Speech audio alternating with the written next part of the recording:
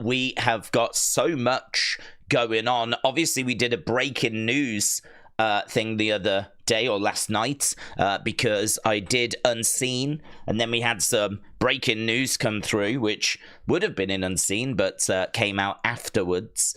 Well, today has had a few bits, not loads, but there's definitely been a few bits that have come through today. And so we can talk about those, we can touch on those, but I think it makes sense to do what we always do, and that is to jump over to the preview. We've got it up on screen right now, right?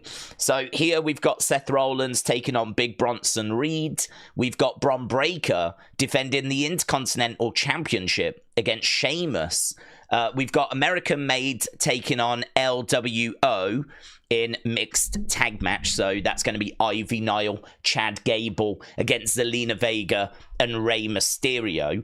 And then we got the War Raiders taking on Dirty Dominik, Mysterio and Carlito. So the Mysterios are both in action in tag matches. This one a mixed tag match, this one a normal tag match. The Intercontinental title has been defended. Seth Rollins is taking on Big Bronson Reed. This, of course, is the show that was taped last week. So as a result, I'm not expecting as many people to be around for this show. It does affect things. It will affect viewership and everything. So I hate them. I know many of you hate them. It's meant that we haven't been able to really have conversations about them. I mean, look, it is what it is. It is what it is. We move on with our lives. We are back to live shows for a little bit after this. I think there is still a bit of tape stuff around Thanksgiving and certainly around Christmas, but they normally do a tape show around Christmas. So that's not really out the ordinary. So we got a little tape show thing coming up for Thanksgiving, as we said. But once we're past that, it's nothing but live shows. So, and I can't flipping wait. Because I do know of two things that are going down on this show that are not here, and I've already had them spoiled. I genuinely don't know what the Wyatt Six are doing, though.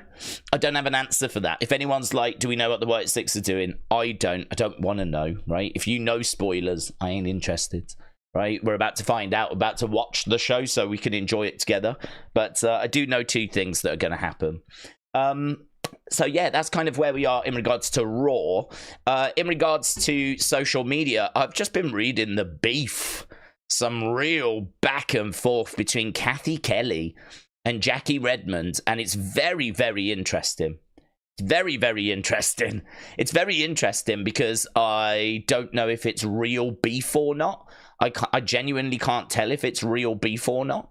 It feels a bit spicy. It feels like it could be real. But I don't know. I'm a bit kind of in the dark on it. If you haven't seen, they've basically been going back and forth. And it started off with Kathy and Rhea's relationship. Jackie said she was Team Liv. So it started off innocent enough. But the way that it's progressed, it's kind of got a bit more spicy, and it's got a little bit more fiery. So we can have a look at that. It depends if we're going to have time. But yeah, that's kind of been playing out, and I've just been keeping an eye out for that as well, because that's been coming through over the past couple of hours. So I've got it all in Unseen. We can touch in it there. I'm kind of hoping that because it's still going, so I'm kind of hoping that it keeps going, and hopefully we get to some sort of conclusion, because I'm just keeping an eye on it. Right, the stream can't start until I say hi, said Carl. Hello, Carl. Hope you're well, my friends. Shout out to you. Hope you had a good weekend. But I wanted to just read what people said, because I said, look, team Jackie or Team Kathy, right? And we've got Kathy all the way, Team Jackie, Team both in my bed, said Horatio Minds. Team Kathy. I'm team both. I'm not taking sides. No, that wasn't the question. The question was Team Jackie, Team Kathy. Yeah. Team Kathy. Love her work. Team Jackie. The reason we're talking about this, I mean, we spoke about it, so let's go into it, right? I mean, look at all this back and forth between them. I don't know if this is real or not. If it's if it's not real, then I wonder what it's building towards. Basically here, she says she's Team Liv, right? I said what I said. Kathy then said, girl, I don't think that respectfully was meant respectfully. I'm just trying to warn you, right? So that's in relation to a clip or something, right? Jackie came back and said, I don't know, Kath. This looks pretty respectful and dare I say friendly to me. Has Rhea ever let you wear her jewelry or Liv is just misunderstood? So basically, Kathy is still Team Rhea. Jackie is Team Liv. And then from here, yes, as they say, conditional respect is the highest form. Mommy's let me wear and not wear a few things for her. But unlike this clip, uploading it might actually break the internet. So she's saying, oh, it's great you got to wear Liv's ring. I get to wear stuff of Rhea's, but we just don't upload it, because if we did, it would break the internet. So far, it all feels friendly. Like, you know, professional, banter, blah, blah, blah. Haha, teasing the internet with sexual innuendos isn't really my style. You do you, though. Oh.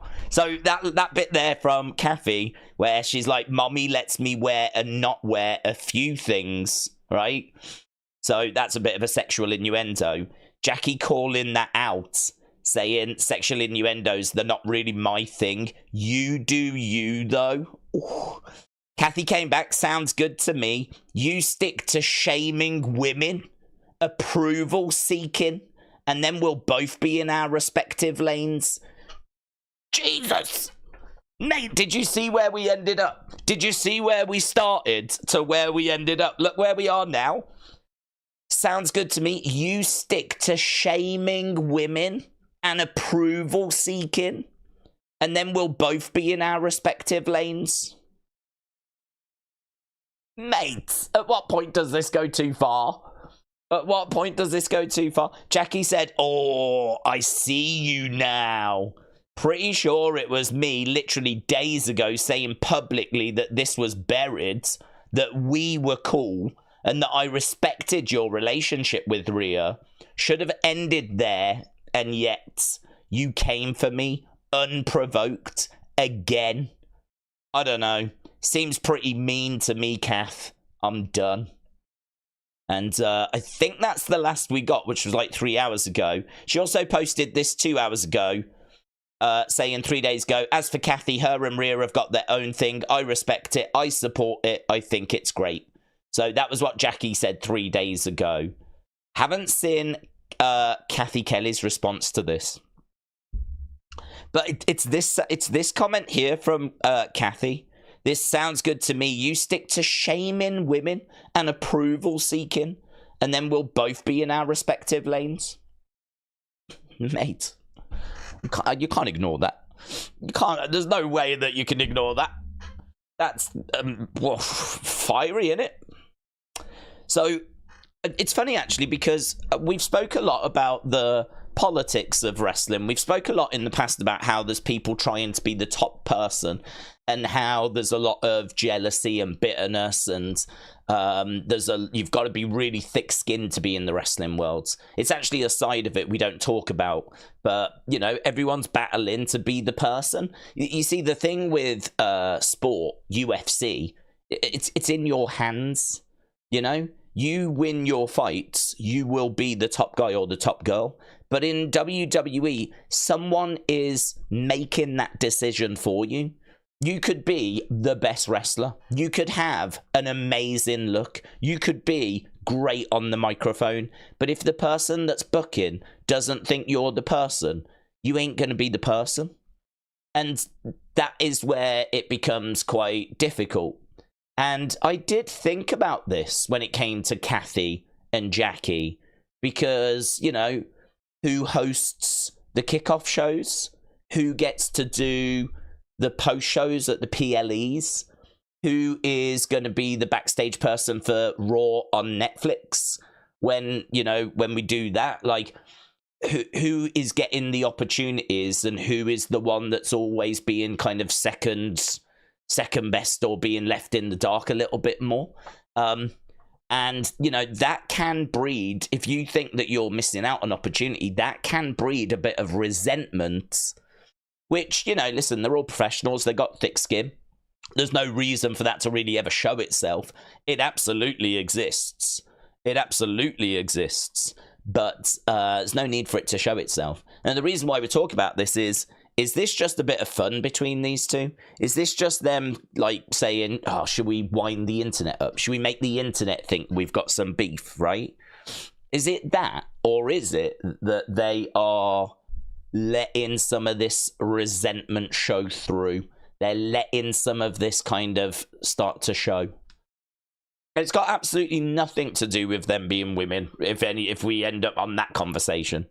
Why are we putting women against each other, all this kind of stuff? It's got nothing to do with them being women. If this was two backstage guys, like Byron Saxton and, I don't know, if we got another backstage, Scott Stanford, all right, we'd be saying the exact same thing, right? It's got nothing to do with, you know, them being women or anything.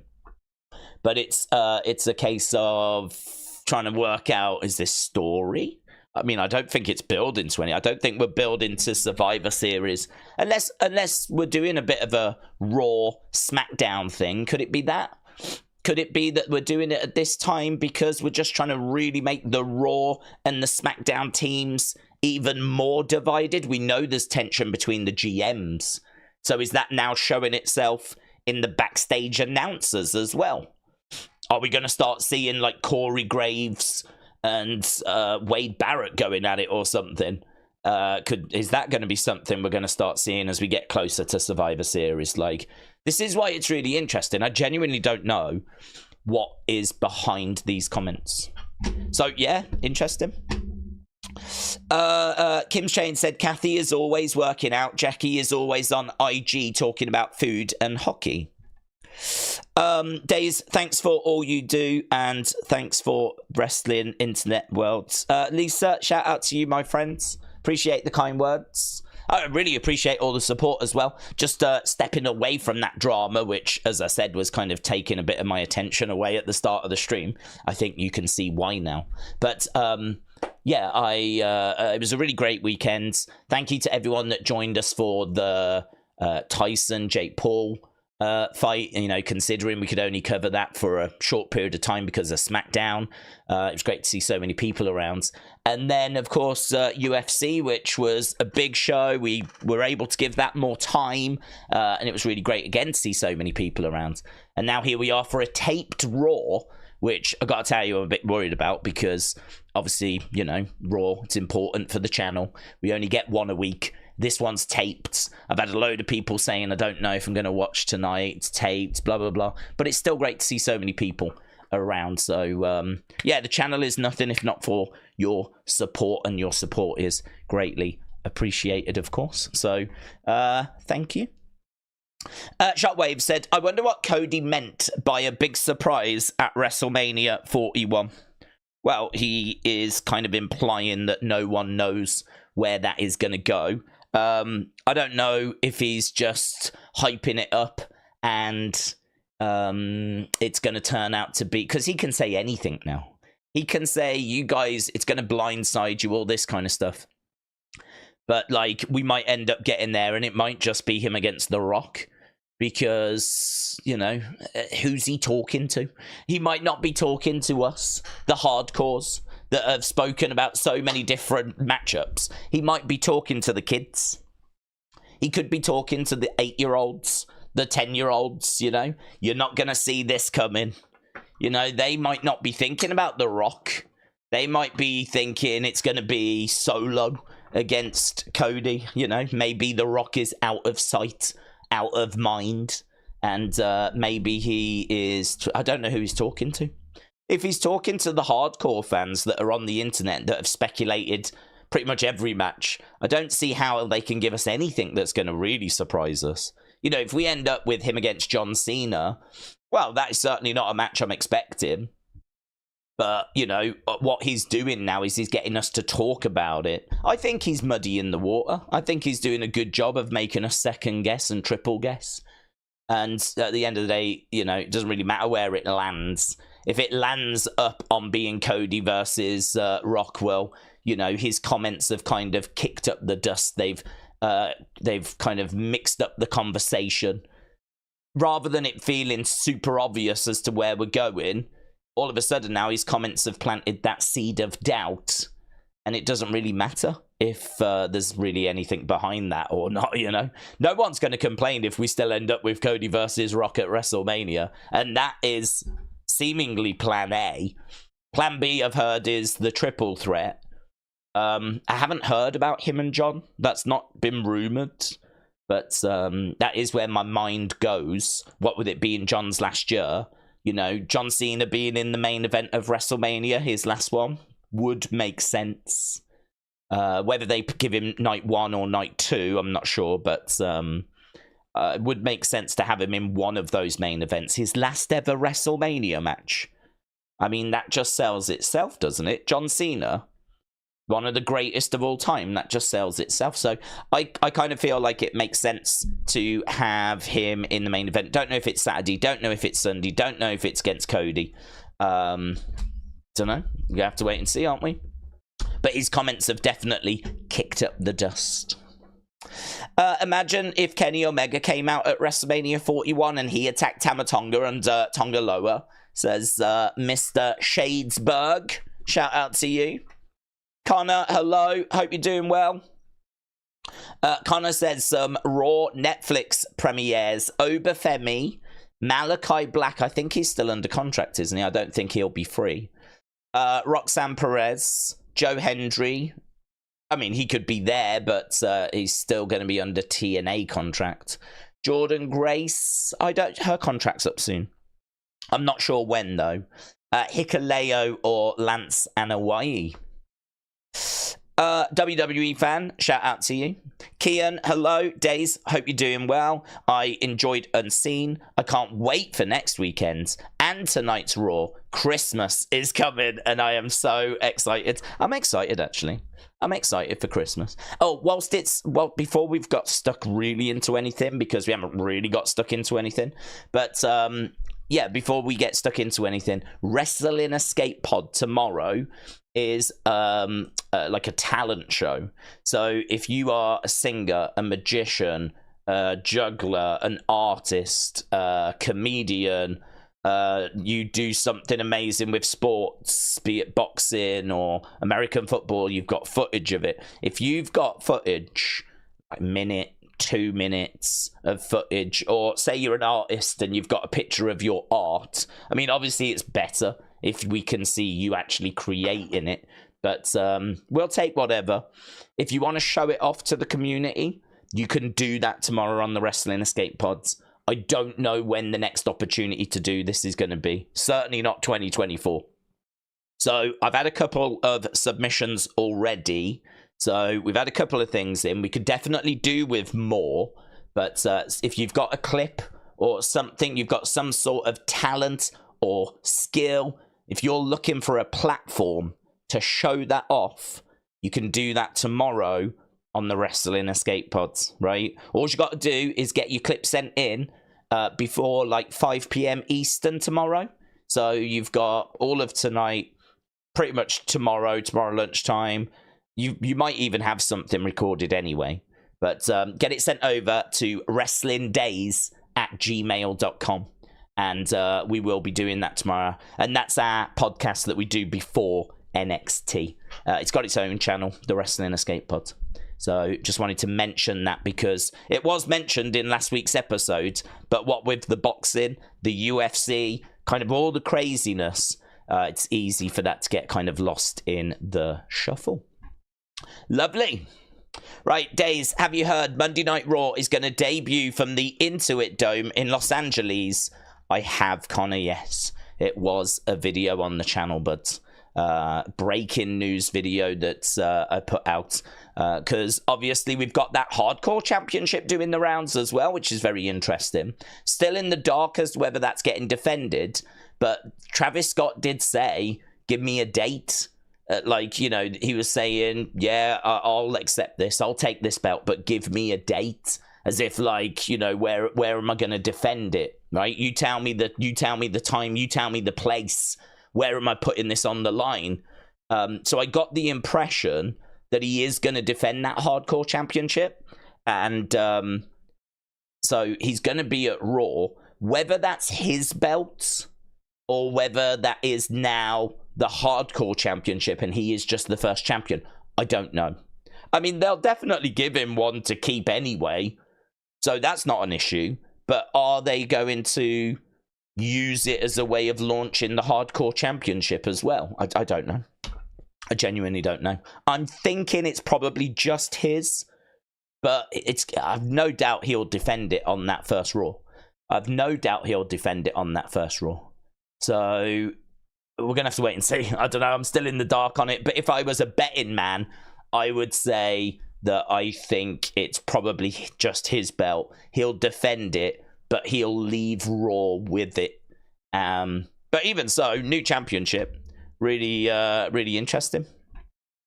Certainly was not expecting that last night. Word of Wrestling, hello, said Raw was taped last week. I'm guessing that's the reason why we get a segment tonight and not the Wyatt 6. Well, I don't know what we're getting from the Wyatt 6. I've avoided spoilers, so I genuinely don't know. It does feel, doesn't it, because of that tease that it's a taped segment. I don't mind it being a taped segment for this week because, well, I mean, if it was not a taped segment, I'm guessing I would have heard. My guess is the reason I don't know about a Wyatt 6 segment is because there maybe wasn't one. So that would be my guess. So we're probably going to end up with a tape thing. So if they weren't actually on the show, then hopefully we get something. And I'd imagine we do get something. Love6 said, Daze, for WrestleMania 41, I would love to see Roman against Solo and Rock against Cody. Well, that was the rumor, actually, Love6. That was the rumor. Both of those matches is what was on the table. I don't know if they're on the table anymore. It's very hard to know as to where we're going because, as we said, just Cody has very much muddied the waters with his comments about how, you know, he's loving reading what people think is going to happen and people won't see it come in, what the real plan is and all this kind of stuff. So it is making it very, very difficult to kind of gauge. But that was certainly on the table at some point. NYCJ33 said, Daze, Sammy is going to be the next Paul guy. He's going to betray Roman at Survivor Series. Or does Paul have a new client? Well, that's been the big talking point over the weekend, I would say.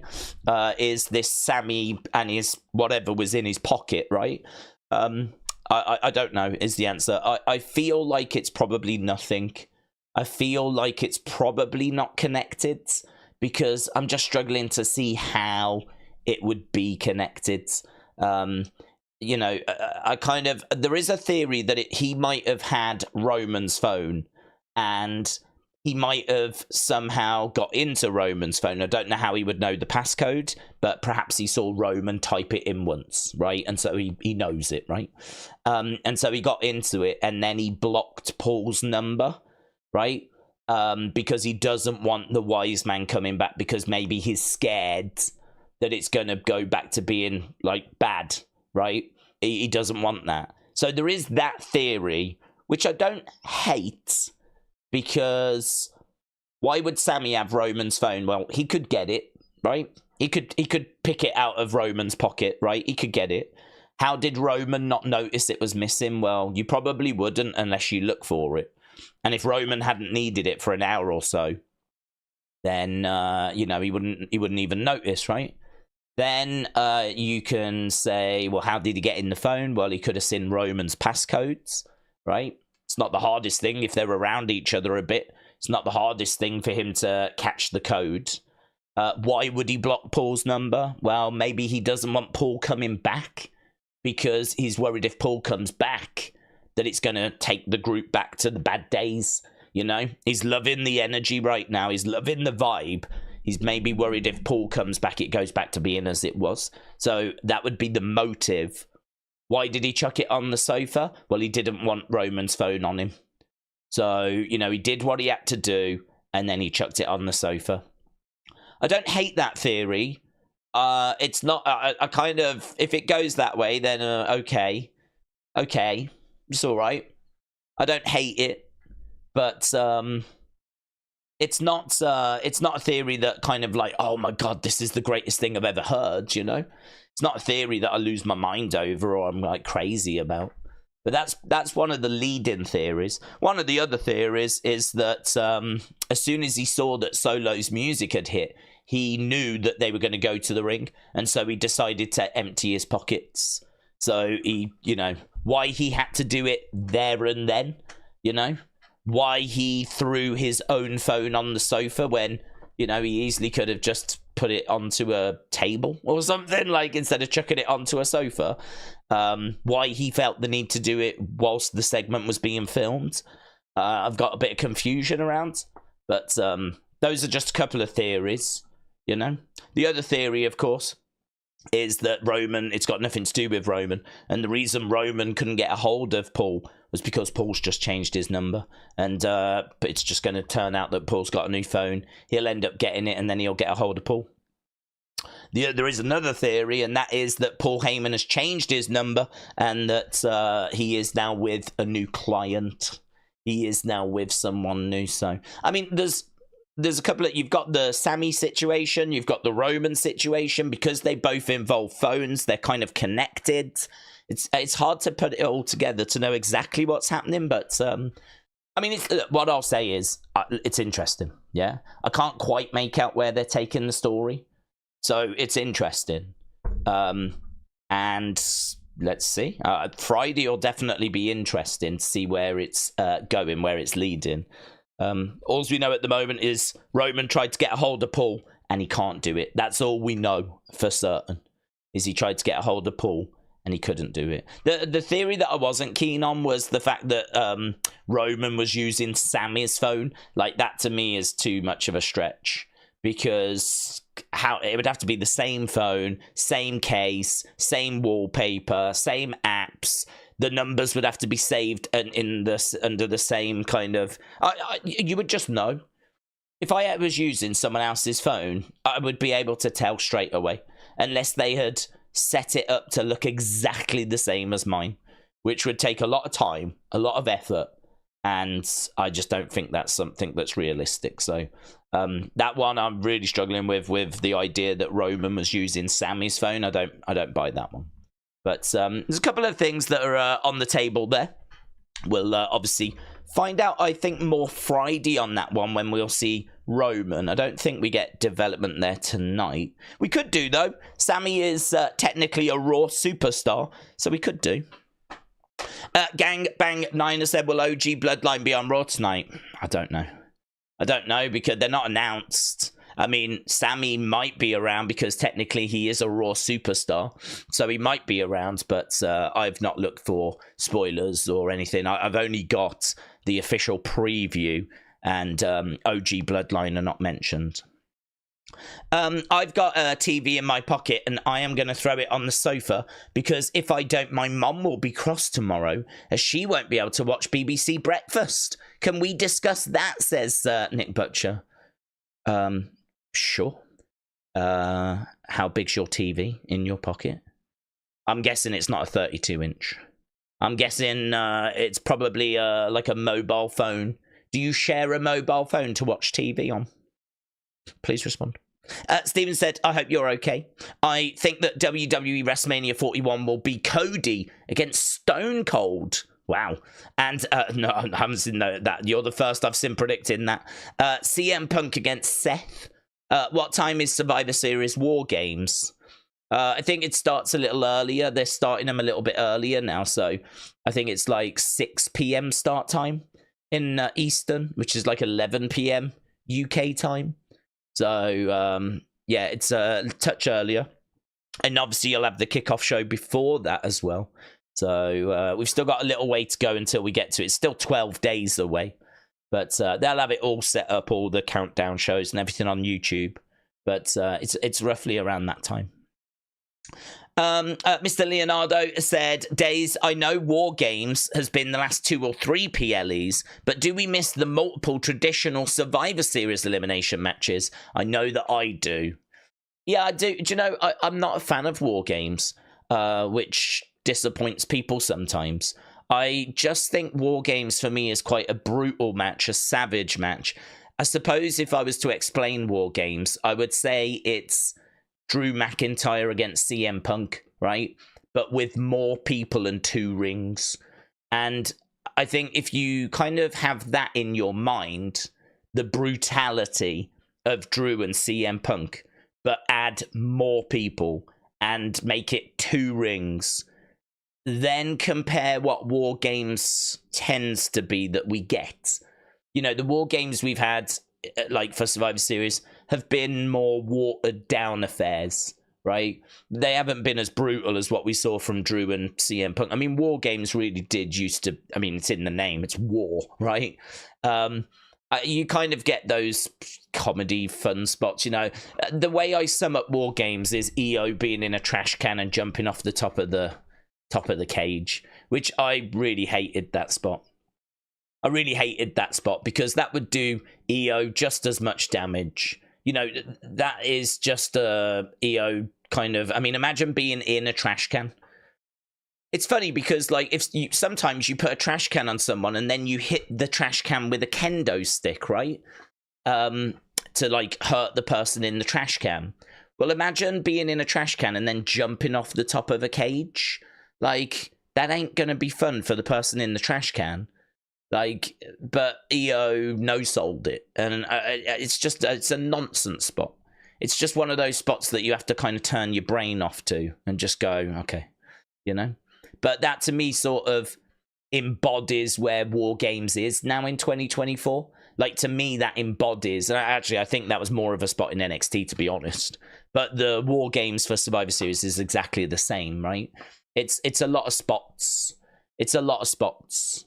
And it doesn't satisfy or have the brutality of the Drew CM Punk match. Drew CM Punk in the cage is a match of the year. It's incredible. It's what a cage match should be. And you know, it's so funny because as they were doing that cage match, there was a lot of talk about how cage matches and Hell in a Cells and all this kind of stuff, they weren't as brutal as they should be. You know, we've kind of lost our way with cage match. There was all this talk around the cage match. And then, of course, they go in there and deliver what they deliver, which was incredible, right? It was incredible, and it is a match of the year. Well, this is my issue with War Games. My issue with War Games is that it's a PG cage match. It's a PG cage match with some fun spots where someone will do a crossbody from the top, you know? And you got a load of wrestlers standing underneath waiting to catch them. And again, it's kind of, there's a lot where you have to just turn your brain off. Add in the fact that the match doesn't even start until everyone is in. And you always get that moment where you have both teams lined up in each ring, you know? So pretty much everything that came before is irrelevant, which is a big criticism I've got. You watch 20-odd minutes of action, and by the time everyone's in the ring, at some point they'll be in 2 rows staring at each other. So no one's got an advantage. So the 20-odd minutes that came before was just action. It was just irrelevant. It didn't mean anything. You might as well have just started the match from the moment the 2 teams are face-to-face. So I just find the match to be very frustrating and not what it was intended to be.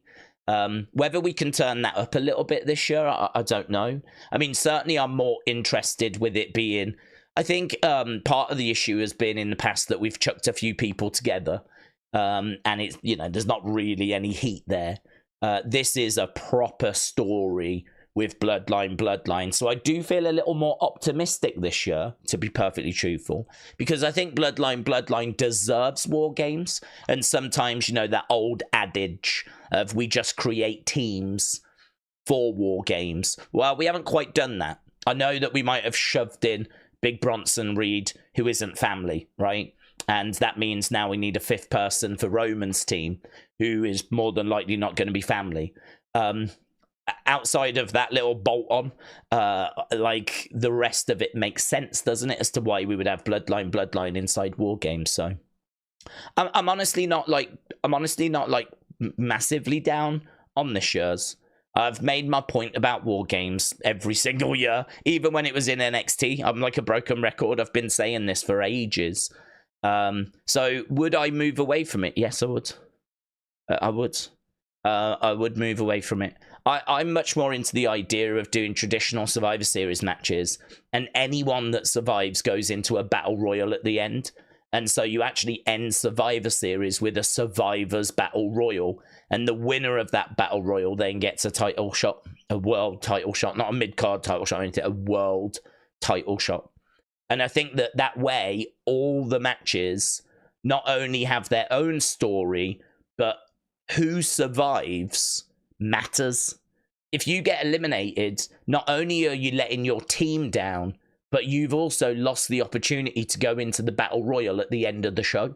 You've lost the opportunity to try and compete for a world championship opportunity. And so it is disappointing and devastating, and the eliminations will matter a little bit more. So I'm much more into that. And I would still do War Games, but I would only do it when needed. Whether I'd do one this year for Bloodline, I don't know. I might do, actually, because I do think that match warrants it. But yeah, I'm not crazy about every year. Let's create 2 teams for War Games, just for the sake of it. I'm kind of glad that we've done away with Hell in a Cell for the same reason, and TLC for the same reason, because every year we would get round and we had to do those things. It's much better to do them when we need them, And I would treat War Games that way. Do it when you need it. Why is Adam Pearce known terms like kayfabe when the Wyatts took a picture after the massacre at a burger place? For me, kayfabe died when the Clique took a bow at Madison Square Garden, said Nathan. Well, we spoke about this in Unseen, didn't we? So if you didn't see Unseen, Adam Pearce was a bit angry. And I think understandably so, because he was saying that people were giving him grief, right? And when he blocks them or responds to them, the answer he gets is, oh, no, I was only doing it in kayfabe, right? The point I think Adam is making is, don't send me grief online and then think that you can just say, oh, no, I didn't mean it. It was only kayfabe. Like, you shouldn't know what kayfabe is. Like, you shouldn't know. Like, that's, as I said yesterday in Unseen, that is an old school mentality. Like, we know that this is now evolving and changing, right? WWE themselves show us behind the scenes, right? So, but that old school mentality is, you shouldn't know about that word. You certainly shouldn't be using that word. It's not yours to use. Like, it's, I respect it. To be honest, I respect it. I think that wrestling should hide a bit more. I think there is too much that's out there. I think he's right. And, if you want to say that kayfabe died with the curtain call, well, that's why there was so much anger around it. There was so much anger and upset around that. Triple H was going to win King of the Ring. He then didn't as a punishment. A lot of the people in the back, like Undertaker, were livid with the curtain call. Like, I mean, it's famous, isn't it? It's infamous for how upset it made the boys back in the day. Because you're right, kayfabe did die that night. I mean, I don't know that was the exact night that it died, because actually you can go back to the 30s where there's people talking about wrestling not being real. So, it's very debatable as to when kayfabe was alive, when kayfabe was dead, right? But I think you can certainly look around the late 90s with the whole Vince kind of exposing what was going on with the whole Brett screwed Brett, Montreal screw job, Brett not wanting to, drop the title. Like, there was a lot that came out from that. The curtain call, as you said before that. The rise of the internet as well, with chat rooms and just wrestling fans communicating a lot more, just sort of meant that a lot more knowledge of what was really happening was starting to be shared as well with the rise of the internet. It was harder before that. But, like, the internet changes everything, of course. and social media. But by the time we get to social media, I think the cat's kind of already largely out of the bag. But social media just puts the flipping nail in it. And there was people doing shoot interviews as well. There was wrestlers in the mid-90s doing shoot interviews. You can find footage of wrestlers, like, you know, going off and doing shoot interviews. You've even got The Masked Wrestler. Do you remember that TV show? There was a whole TV show called The Masked Wrestler, where he would show you on TV how moves were really done so that the wrestlers didn't hurt each other. It was a bit like The Masked Magician, but it was The Masked Wrestler. Just like how the masked magician exposed magic, the masked wrestler exposed wrestling. So there was lots of things that's been going on when it's come to kayfabe. But this doesn't mean that the wrestlers appreciate it or like it or respect it or approve of it. And I get the feeling Adam Pearce is someone that does not like it, does not respect it, does not approve of it, does not want to see wrestling going in that way. And I got to tell you, as someone that grew up with kayfabe and didn't know when I was watching if what I was watching was real or not, comparing that to where we are now, it's different. It's just completely different. And it's not better for it. It's not better. It's kind of like we found out the truth and we've sort of, well, I don't want to say we've made it worse because it's still awesome, but it's not the same. It's not the same. I don't know that it would ever work, though, in the internet world, you know? People are just too switched on. Too much information gets shared around these days, but, yeah, you know, it's disappointing. So I do understand where he's coming from. I do understand him saying that, you know, you shouldn't be using that kayfabe word. If you're using the word kayfabe, then it doesn't exist. Because kayfabe was about pulling the wool over people's eyes, making them think that what they were watching was real, you know. Undertaker used to stay in character. He used to kayfabe. He used to make fans believe he was the Undertaker character. You know, he would wear black. You know, you wouldn't see him in Hawaiian shirts when he was out and about. You know, he was not going, like, being super talkative or chatting about baseball games or American football. Like, he was quiet. He was moody. When he was out in public, he wore black. And he kayfabed. He stayed in character. And I think Undertaker kind of signs up to all of that as well. I think it's been hard for some of those older guys to see where wrestling has gone to, you know. So I think the point he was making was, don't come at me with verbal abuse and then tell me that you're just kayfabing me, right? I don't appreciate that. And, you know, if you're even using the word kayfabe, it doesn't exist. It's not a thing then, is it? Which is true, isn't it? Kayfabe doesn't exist if you're going to be using it. And then, what was the other thing he said? He says, like, you've not earned the right, which is an old school mentality, you know? You've not earned the right to say it. And he said if that upsets you, then good. And I don't know, it's that last one's a bit difficult, isn't it? The whole you've not earned the right. But I get what he's saying. It's kind of, it's something for the wrestlers. It's something for the boys. It's something for the insiders of the industry. It's not for the fans. And I think it's okay that there's something that's not for the fans, to be honest. That's not for us.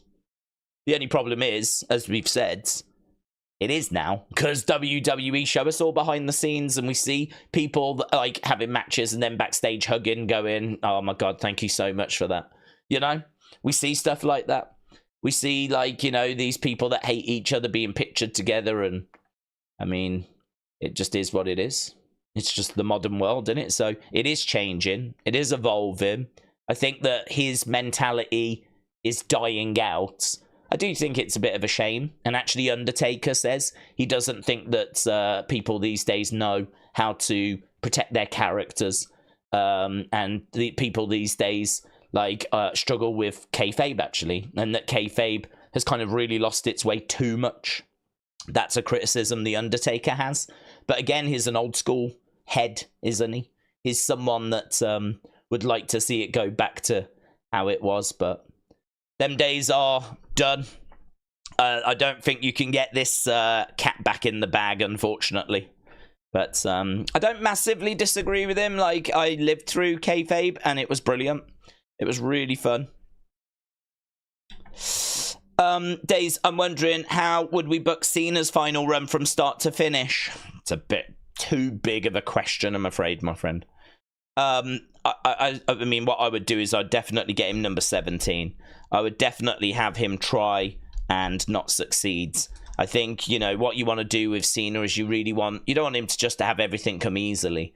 I think what you're doing next year is you're going to work hard to get him kind of set a goal. And that goal is surely going to be, I want to retire and I want number 17. Well, if that is the goal, you don't give it to him quickly, do you? I mean, he ain't going to do it like... I wouldn't even do it at WrestleMania. I might even have him lose at WrestleMania, you know? And have it like as a bit of a disappointment, because give him a setback and have him achieve it as late in the year as possible. If that is his final goal, then, you know, so be it. Unless you want to have him go for, say, the IC title, because he's never been Intercontinental Champion. Maybe he wants that at WrestleMania. And then later in the year, he goes for the big 17. It feels like World Title 17 is the one, isn't it? I mean, some people have said that they would even do it for his last match. And then he wins it, and then he, relinquishes it the next night. So, say he wins it at Survivor Series in 2025. And then the next night on Raw, he relinquishes the championship. And then that means that we just do, like, one last match. We build to his last match in December, which is against whoever it might be, say Randy Orton or whoever. Or he puts a young talent over like Obafemi or Trick Williams. But perhaps we look to put the title on him as late as possible. So I mean, I don't mind him winning the Rumble. I'm not sure I would do that. I think I'd much rather keep putting obstacles in his way next year. But yeah, give him matches against whoever he wants. You know, you can't really go wrong, to be honest, because a John Cena match is a John Cena match. It's a big deal. So him against Punk, him against Randy, him against Bron Breakker, him against Ilya Dragunov, him against Cody, him against Randy, him against Roman, him against Jacob, him against flipping whoever. I mean, it's going to be... I mean, that's easy. That bit's easy. But it's the structure of when does he win 17? Does he get the IC title? You know? But I'd put him in Money in the Bank. I'd put him in Money in the Bank, you know. If we've got gimmick matches, why not put him in them, you know? There's no point putting him in a normal match for the Money in the Bank show. Put him in the Money in the Bank. Put him in Elimination Chamber. Put him in the Royal Rumble match itself. Maybe put him in War Games, you know? He can have lots of normal matches throughout the year, but he's only going to have one opportunity to be in a Rumble. He's only going to have one opportunity to be in an Elimination Chamber. He's only going to have one opportunity to be in the Money in the Bank ladder match, right?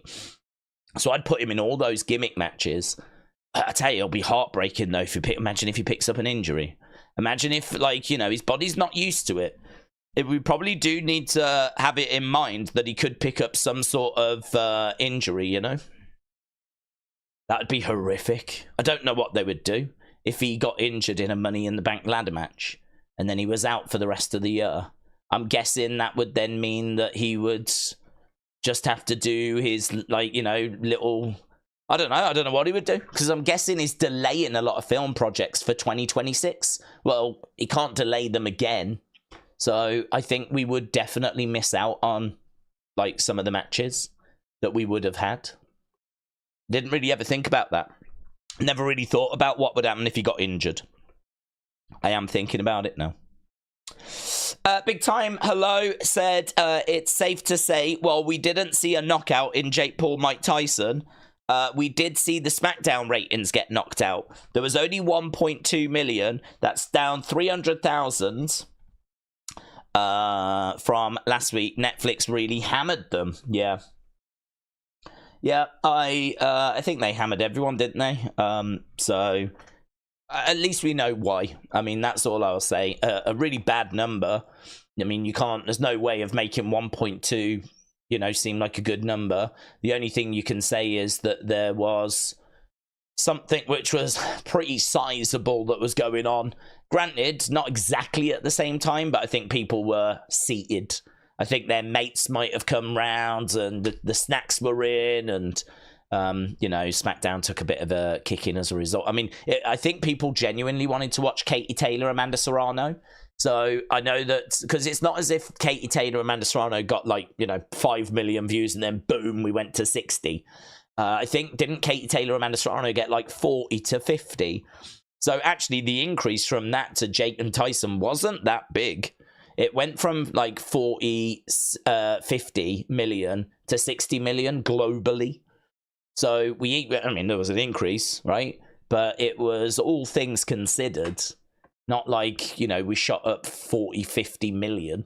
So that says that people were genuinely interested in Katie Taylor, Amanda Serrano as well, which, even though that hadn't started, you didn't know, did you? I mean, I was sitting here worrying about SmackDown and worrying about, if we were going to overrun with Taylor Serrano. So no, there's no excuses. It's not a good number, but I mean, it's not a hard look, is it, to know why? I wonder if Vince has had to go into hiding. Can you imagine the poor guy having so much aggro when he goes out? Well, he goes out for meals, isn't it?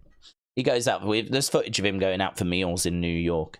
I don't know what aggro he would have, actually. I mean, Vince is only going to be going to posh restaurants. Vince is not someone that's going to be going to flipping, burger joints.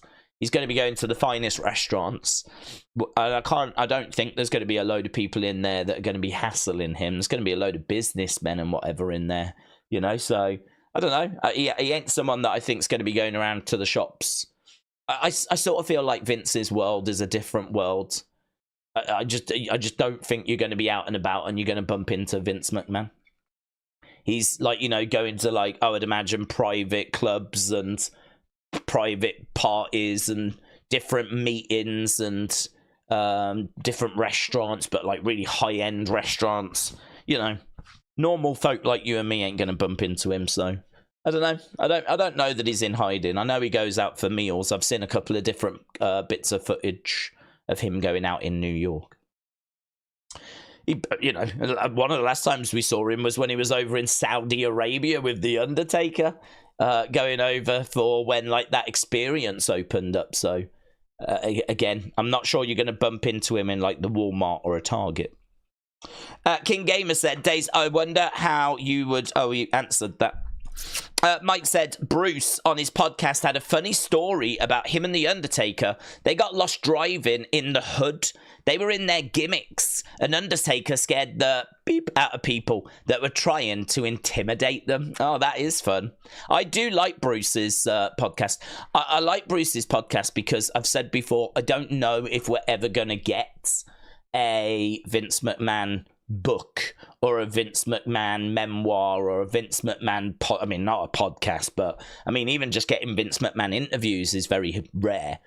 And I kind of feel like if you want that knowledge of what Vince was thinking, his right hand man is really the best you're going to get, I think, and that is Bruce Pritchard, who has been sat right next to him. Bruce is sat next to Triple H right now as well.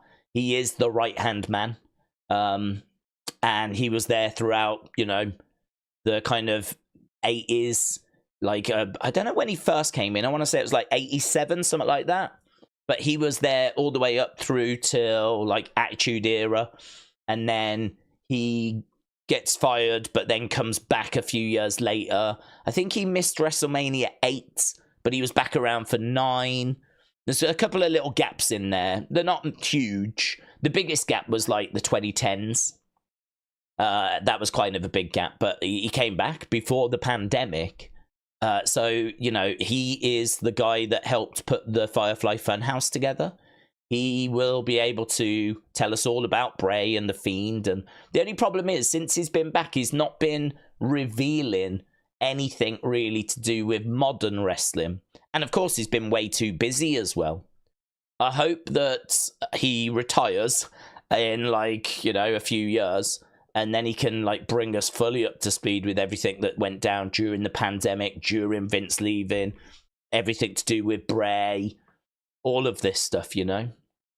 I find it a really good something to wrestle with. Is one of my kind of go-to podcasts. And even though there's a lot of criticism, you know, you hear people saying that his memory, his recollections aren't quite 100%, or they're not how they remember it. It still gives you as good an idea as you're ever going to get about what was really happening and what was really being booked, and, you know, what Vince was really thinking. It gives you the best insight you're probably going to ever get. So, yeah, I like it. I like it a lot. James said, it's still real to me, damn it. Yeah, that guy. Do you remember that guy? He was, and he might still be, a viewer of NWA. I remember that I sent him a message once and he responded because he was a fan of NWA when we were doing the watch-alongs. I forget his name now, but he famously was sat at like a little wrestler meet and greet, and it was a Q&A. And he burst into tears, didn't he, when he stood up? And he was like, it's still real to me, damn it. And he started like a really famous, one of the most famous, like, wrestling internet memes. Haven't seen it in a few years, though. It seems to have died down a little bit now. But, yeah, very good. Daze, 2 weeks away until Survivor Series. Who's excited, said Uncle Howdy. Yeah, I'm excited, but... I'm excited. As I said, I think the Bloodline deserve War Games, and I can't always say that. I can't always say that they've deserved War Games, but, you know, we were a bit critical about how teams get thrown together, but I think they definitely deserve this to be a War Games, Bloodline against Bloodline. Plus, you know, it's the last big PLE of the year. I mean, really, after this, we do fortunately have Saturday night's main event. It's going to have a retro feel that's right up my street. I mean, honestly, I'm probably just as excited for Saturday night's main event as I am Survivor Series, because I know big things are going to happen at Survivor Series, but I know that Saturday night's main event is going to really hit that kind of nostalgia vibe that is just that's right up my street. So I'm so excited for like the old retro music. There's rumors that Jesse the Body's going to be on commentary. I think it's going to have like an old school feel to it. I'm really looking forward to it. So we're fortunate that we've got that in December. But the last big, proper, seismic, game-changing show of 2024 is going to be Survivor Series. And I don't know what goes down that's going to be like a big surprise. I am expecting The Rock, of course. But to be honest, I think we are going to get a little shortchanged when it comes to surprises, because I think they're saving a lot for that first Netflix Raw. So, you know, last year we didn't have like the Netflix Raw, so we didn't really have to save anything. We could just throw like Randy's return, CM Punk coming out, you know, we could chuck a few things into Survivor Series. And I'm sure there will still be something, but undeniable they're going to have to save like maybe an Alexa Bliss return or something like that for that first Netflix Raw. So that first Netflix Raw it's huge. I mean, I can't compare it to a WrestleMania, but I don't think it's unfair to suggest it might be the biggest Raw we've ever had. You know, it's at the Intuit Dome, which is this new multi-billion dollar arena, right? It's going to be, The Rock's going to be there. Cena's going to be there. I would not be shocked if they had Stone Cold on that show. Undertaker's rumored to be on that show. Like, it's one of those where I'm sure there'll be championship matches. I've no doubt that the WWE Championship will be defended. It's going to be, they are throwing everything. It is so important that thing flipping connects, you know. They've got Travis Scott. He's going to be there. He's providing the music for the new Raw. And he's got this belt. And, you know, the promotion has started, hasn't it? You know, they're already ramping it up. We're in November. And they're already, like, shouting about this and getting the messages out there. So this thing, yeah, really could be the biggest Raw outside of the very first one, but, you know, even this might be bigger. It's going to be absolutely huge. This is a massive deal for WWE, and as we said, internationally, everything moves over to Netflix. So they need that message to be loud and clear. This is the home of WWE. If you're a WWE fan, you need Netflix. And so it's not just Raw like it is in America. It's bigger than that. It's bigger than just Raw internationally. It's going to be the home of everything. So yeah, they need this first Raw to be WrestleMania sized. And it's hard to say it's going to be like WrestleMania. I mean, we're not in a stadium, for example, which, to be honest with you, I am a bit surprised at. I mean, I don't know weather-wise if it's like possible to be in a stadium, but we do Rumbles in baseball stadiums. I would not have been shocked if we'd have been in a baseball stadium. You know, if we'd been somewhere where, you know, there's maybe a bit of a roof. I know what's the one in Tampa that just got ruined? That one's got a roof on it, hasn't it? So if it was to rain, they would still be indoors. I mean, I think this is only 20,000, isn't it? I don't think the Intuit is like a massive attendance. In my mind, it's 20,000. Yeah, 18,000. The attendance is a bit flat, to be honest. Like, it's a $2 billion construction. It's state of the art. But at its core, it is still just 18,000 people. But the way that the stands are constructed, it's a lot tighter. It feels a lot like the crowd are closer to the action.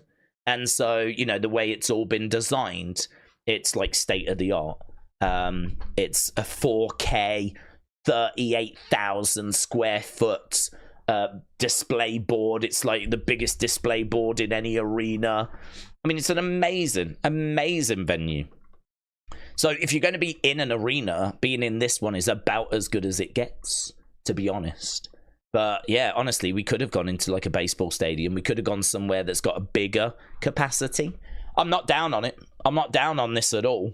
But, you know, I am thinking like WrestleMania-esque. I really think this is going to be something that is just going to be so big.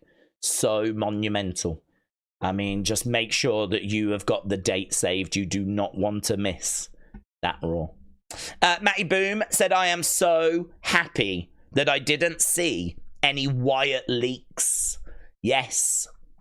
Same here, buds. It does make me just wonder if maybe there weren't any kind of Wyatt presences. I don't know that as a fact, but I am shocked that I managed to go all this time without seeing anything, so probably stands a chance that there wasn't anything. But if that is true, then there is a really good chance that we could end up getting like a video package tonight. George, shout out to you, my friend. Hope you're well. Right, Connor said, Daze, have you heard that former WWE star Caitlyn might make an appearance in the Royal Rumble? She could do. I mean, that would be okay. I wouldn't lose my mind over that. That would be okay. I think we've got so many women, though. It's going to be really limited for legend spots. I feel like you could pretty much fill the Rumble with just NXT women. The NXT women's division is absolutely on fire. And then there's plenty of women that are struggling to get TV time on the main roster. So, and then, of course, do we get like something like AJ Lee? If AJ Lee comes out at the Rumble, I mean, honestly, people will absolutely lose their mind. AJ Lee for the first Raw, people will absolutely, you know that they're just pleading with her. Just don't even wrestle. Just be on that first Raw. Just be at WrestleMania. We just be there. That's all we want. Even if you can't give us a match, just be there. So, yeah, I would say spots are going to be quite limited because we've got a lot of women that are competing to be in the Royal Rumble. Shift God, shout out to you, said, Daze, by it being the official date of the Shield's debut today, do you think they will do something to play into that tonight? Well, I'll have to wait and see. It's a tape show, isn't it? So, I mean, it's hard to talk specifics about tonight's show because there are spoilers that are kind of out and about. And, yeah, it does make it harder to have certain conversations. So we'll have to wait and see. Unfortunately for AEW, because of how bad ticket sales have gone, they have not announced upcoming dates for December. The rumor mill is that Dynamite is going to relocate to a small crowd like NXT. Well, it should. It should. I mean, people have been saying that it should for a long, long time. People have been saying that the image is doing the rounds of no one being like at that one side, like the hard cam side being, and it's not even that anymore. It kind of goes round as well. It's kind of like they just get everyone onto the camera side so it looks good, but actually if you pan out, that's quite often it's not just the hard cam side, it's that kind of end as well. Like, they shouldn't be running these venues. They don't have the fan base. Like, it's not they haven't got a fan base, it's that they could probably do an arena in certain markets, yeah? They could probably go to New York and do an arena, right? But that you're not going to always run that, and you shouldn't, because then you won't be able to do an arena. If you go to New York once or twice a year, you should be able to do well. But if you're going to keep running it, then, of course, people are going to get used to the product and you're going to struggle, right? So they don't have, if they go to Texas or if they go to LA or if they go to Ohio or, you know, wherever, North Dakota, they don't seemingly have the fan base in those places to be able to sell out these arenas. They have fans. There is a fan base. I'm not being moody or anything, right? I'm just saying, we've all seen the images. So, and that's just not good. It doesn't look good. It doesn't send a message that this is the place to be, does it?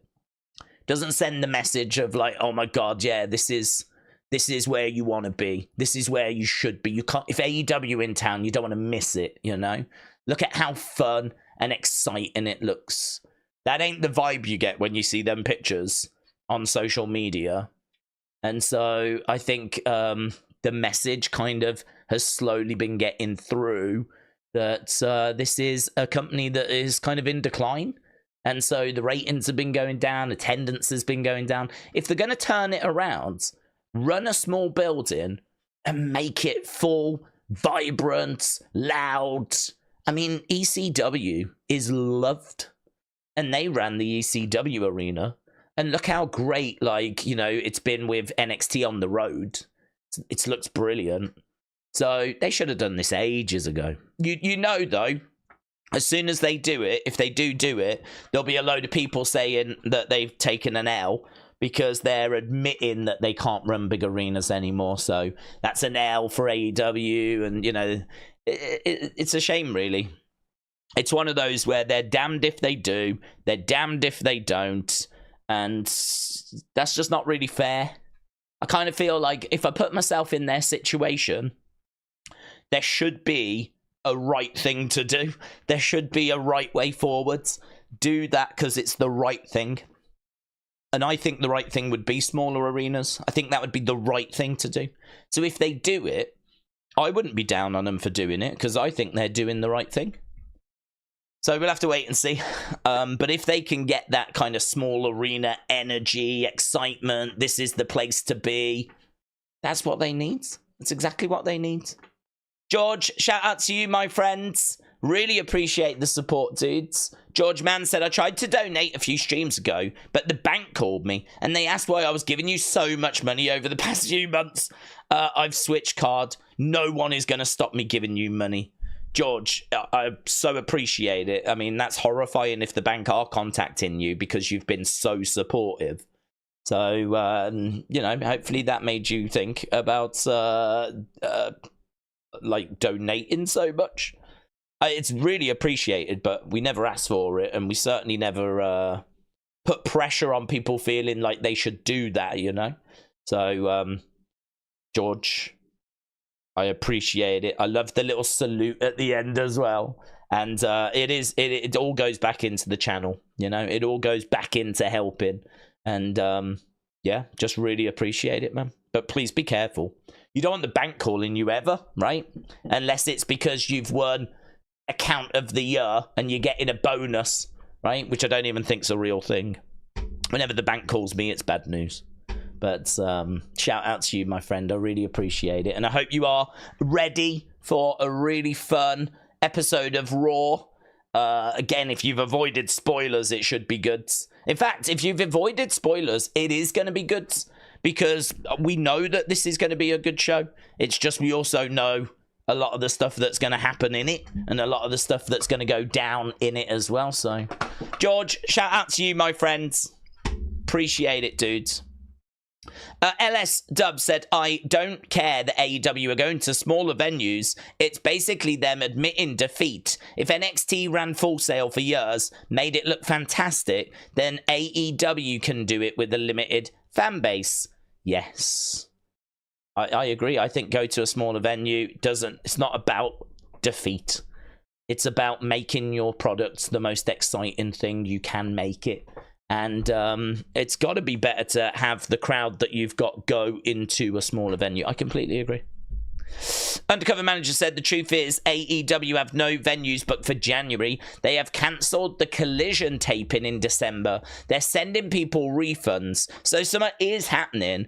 My theory is it might be some free shows somewhere. Okay. NXT went to smaller arenas in St. Louis, and it was great. There was a lot of energy. I have avoided spoilers for the show tonight, said Nathan. Amber said, I can't wait to see her. Is she medically cleared to come back? Who are we referring to? I'm guessing Alexa would be my guess. Alexa. Daze, the reason Tony was so reluctant on small crowds is the perception of minor league promotion. Well, I just think he's wrong, to be honest. I think, you know, if you've got the talent you've got of Mercedes and Okada and Omega and, you know, John Moxley and, like, big names in Edge, you know, big names in the industry, I don't think it's the size of the crowd that's going to give you that small perception. I really don't. I don't think, because you can't do your big shots anyway. I mean, he can't do his big full arena shots because he hasn't got full arenas. So he's not benefiting from having these big arenas. He's just spending loads of money on an arena that he can't fill, and then he can't even show it off because it ain't full. So nothing is adding up there to me. It's not adding up. For me, like, get yourself into a much more appropriate sized venue, fill it, get that crowd making noise, tap into some of that ECW energy, get that momentum going, and, you know, who knows, you can maybe grow from there and get back to arenas. But I don't think there's... I wish WWE did Raw and stuff in some smaller places. You know, rather than just go into generic arena after generic arena after generic arena. I wish that we went to ballrooms and did some fun stuff, you know. We watched the other day Shotgun Saturday Night from Penn Station, which was a big exception, of course. But we were watching that show. We did a watch-along a couple of Saturdays ago, and we were watching that.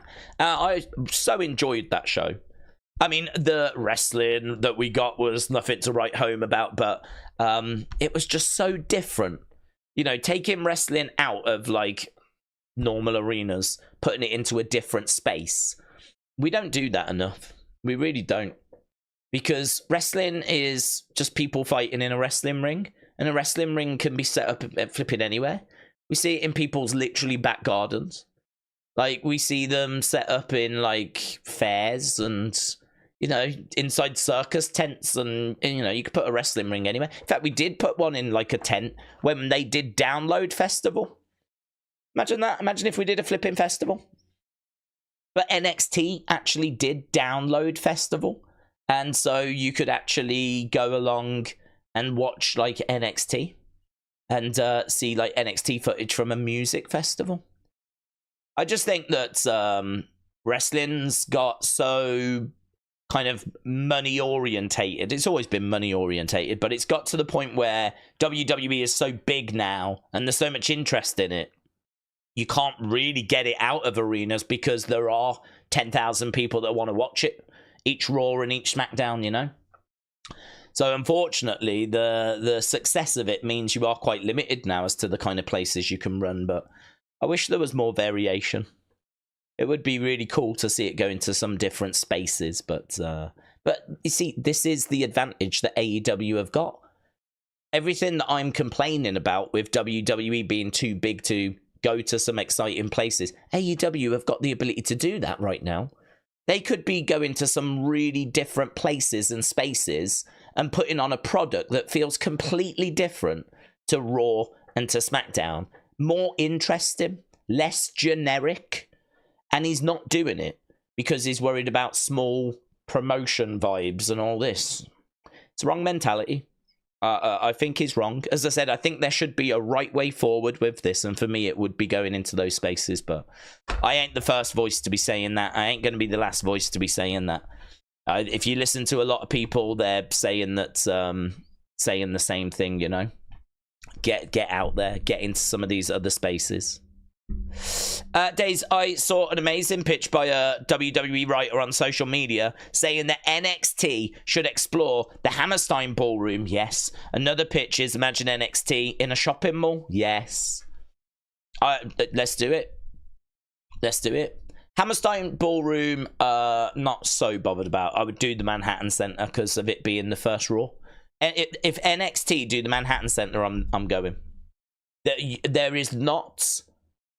There's not a show that I really would miss a stream for. People have asked me about, if WrestleMania comes to England, would you go to it? My answer is no, because I would want to stream it.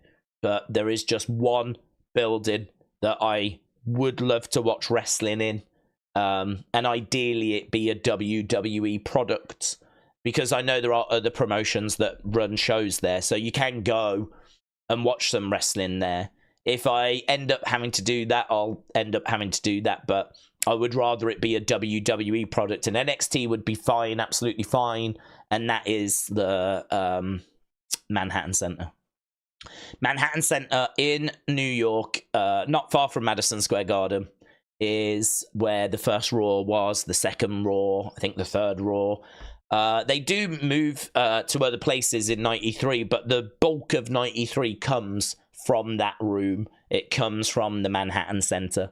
And I grew up watching those shows. That is, you know, some of my earliest memories of seeing, you know, WrestleMania 9 was my first WrestleMania. And, like, you know, the video packages for that involve a lot of footage from those Raws. And if ever I did get some tapes of Raws from that era, they always tended to come from that room. So some of my very earliest wrestling memories are of seeing WWF in that room, in that space. And they are too big for it now. This is what I'm saying. It's really disappointing. I think it's also why I've got a different mentality. Because to me, I remember WWF running those rooms. I remember WWF going into those spaces, into the Manhattan Center, which can hold, I don't even know what it can hold. I don't even know if it's 1,000 people. Maybe it's 1,000 just. It ain't loads. It ain't loads. And, you know, even AEW have got the freedom to do that. AEW could run those spaces. AEW could run the ballrooms bigger. They could do the Hammerstein Ballroom. Obviously, that's where ECW ran a few times. One night stands and whatever. So, yeah, I like the freedom for AEW to go and do that. It's something I wish they'd explore. And it's something that I'm pleased to see NXT is starting to explore. I love seeing NXT getting out there on the road. I hope they come to the UK. I've missed them. Daze, what if you got a press pass for WrestleMania? I don't see why you could not. I wouldn't seek one, to be honest, because I'm not press. I've said I'm not interested in interviews and all that. I mean, we've had Nick Aldis on the stream, and we've had Thunder Rosa on the stream. Not like interviewing, but actually in the chat. because we used to do NWA streams, and those shows were, I believe, taped. So, you know, there weren't many people covering NWA going back in 2020 when Power was on and Nick Aldis was the champ. And so, you know, we would get a few people jumping in. Apparently, Mickey James jumped in because obviously that is Nick Aldis's wife. She jumped into the stream. I was distracted with some. I didn't even see her. She said hello, and it was from her official. If you clicked it, it took it to her official account.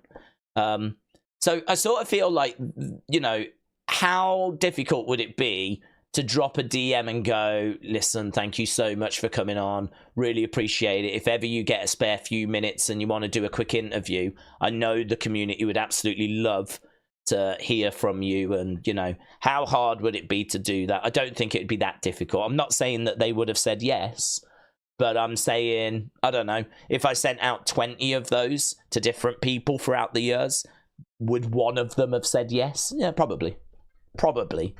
But it's not something that I personally seek. It's not something that I look for. I love sitting and talking to you guys and throwing theories around and listening to what you lot have got to say, and that's what I enjoy. Actually, sitting and talking to wrestlers is not a motivator for me. It's not something that I seek to do. So I don't really need a press pass because I don't want to be press. There's people that do. It's funny. There's a lot of people that get into this because they want it. It's a bit like what Samantha Irvin said. Samantha Irvin said that she was doing announcing because she just wanted to get into it so that she could then be a general manager or something like that. Like, I'm not doing this because I want to go on to do something else. I'm not waiting for some big offer to come in, you know? I mean, obviously, if WWE contacted me with something, I would listen and I would, you know, what is it? But I'm not seeking it, and I'm not after something. If this is all I ever do, I'm over the moon. I'm thrilled. So, like, yeah, I don't know. I can't see a press pass coming because I ain't seeking one. So, I would go to Access though. I've said before, I love Access. I love the memorabilia and the kind of ring war stuff. You know, the items that people have wore. I'm interested in that kind of stuff. And I wouldn't mind meeting the odd wrestler. I'm not massively into meeting wrestlers, to be honest. I don't necessarily like seek that out either. I mean, it's pretty good to maybe get a picture to chuck up on Instagram or something like that, you know? I mean, I was at an NXT show and it was nothing to just stick around at the end and get a picture with Kairi Sane because she was there. I mean, those situations, you know? But actually, you know, trying to, oh my God, I desperately want to meet Chelsea Green, or oh my God, I desperately want to meet such and such. I don't really feel that. I can't really think of anyone that I'm desperate, like, I've got to meet them before I die. Oh, I've got to. I don't have that. If I'm there when someone's there, I might take the opportunity. But I'm not really motivated by that.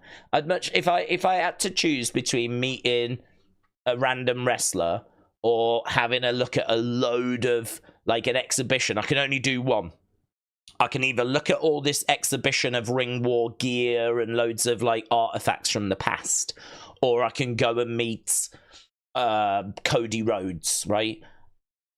I'm probably going to go to the exhibition, you know. I'm probably going to go to the exhibition. I know the picture with Cody would be great, but I would love to I would love to see that, like, stuff like, you know, one of the urns from back in the day, and maybe like a Yokozuna costume, like, you know, his ring gear, or Andre. Oh my God! Imagine if you actually saw Andre the Giant's actual singlet from WrestleMania 3. They must have that. Imagine that. Imagine, like, it's a mannequin and it's what he actually wore at WrestleMania 3. Do you know, I went to Hogan's Beat Shop, right? This was back in 2018. And for $20, you can have your picture taken with, they claim, it's the actual belt from WrestleMania 3. Now, I don't know if that's true. This is what they said. It's the actual belt. And he was, when he gave it me, like, don't drop this. Like, be careful, yeah? And it was like, do you know what I mean? you're holding it and you're like, it's like holding a flipping baby. Like, oh my God. I mean, I want to believe that that's true, but we all know that Hogan wouldn't even think twice about lying about such a thing, right? I want to believe that if that is true, that might be the single greatest wrestling moment of my life. That might be the thing that I hold above all else. The fact that that was an experience that I got to have, you know? If you do get to go, I would say definitely do that. It was at the one in Orlando in International Drive. I think they still do it. It was back in 2018 when I did it. But oh God, flipping loved it.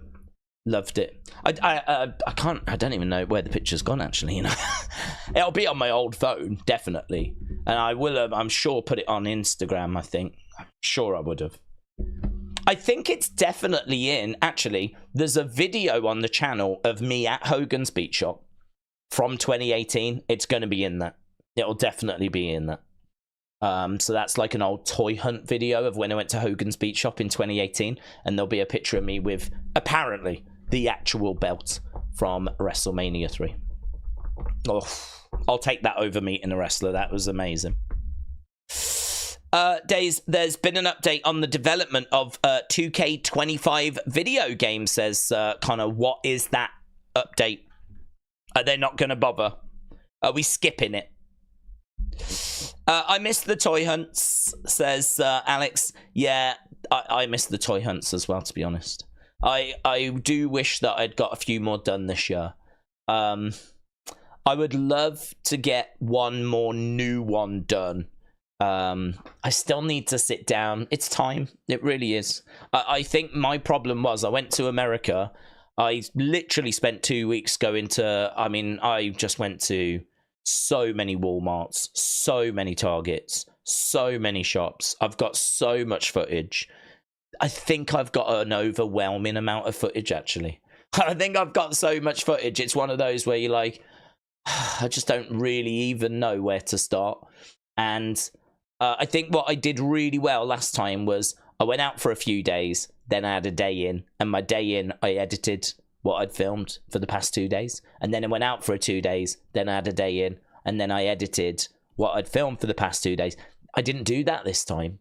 This time I went out and I just filmed and filmed and filmed because I just wanted to get as much footage as I could because I thought I'll deal with it after. And then I've come back home and I've realized I'm overwhelmed. I've got too much footage. And now it's like the amount of time it's going to take to edit it is like, there's always an unseen to do. There's always a stream to do. There's always something else to do. It is not a quick, easy process. I've really checkmated myself. I've really screwed myself. I've really botched that. I've massively botched it. It's my biggest botch of the year. It's one of the biggest botches in the channel's history. For me to go away for a couple of weeks, which I never ever do, to spend every day filming, and I think I got one video out of it. The good thing is, there's a couple of shops that I went to that were like toy shops, right?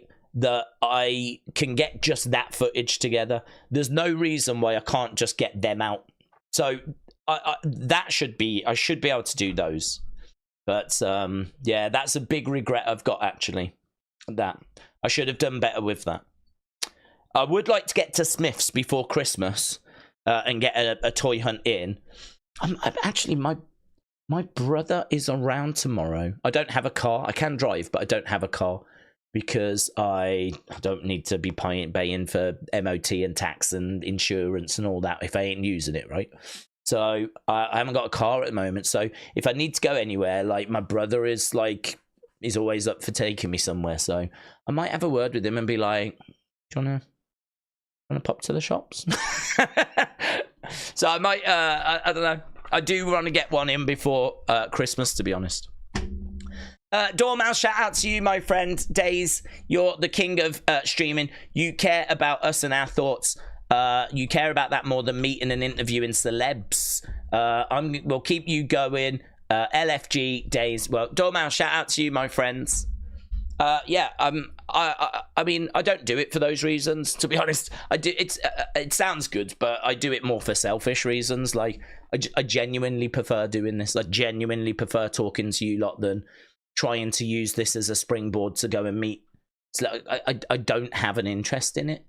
So, like, as much as I'd like to make out that it's me being, like, really cool, like, guys, I really love you guys and all of that, the truth is I genuinely don't have an interest in that, and I do enjoy doing this and talking with you guys. So I'm just in the right place, doing the right thing, and I'm very fortunate with that, and I don't take it for granted. Hence why, you know, we do a lot of work.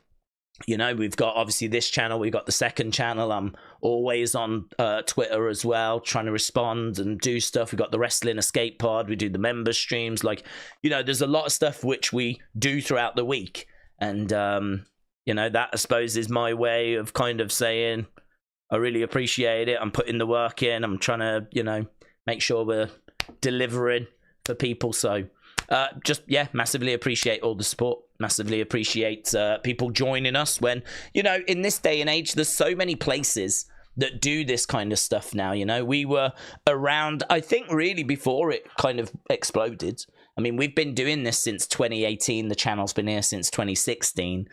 Certainly don't think there was anywhere near as many people doing watch-alongs as what you see now in 2024. And, you know, that's a good thing. It shows that there's obviously a market for it and interest in it. But it's also a challenging thing because it makes it a more competitive field, of course. So, just appreciate people hanging with us. So, Dormouse, shout out to you, bud. Appreciate the kind words, my friends. I did just want to show this because I just got sent this through a moment ago. Tony has got an update when it comes to Barry.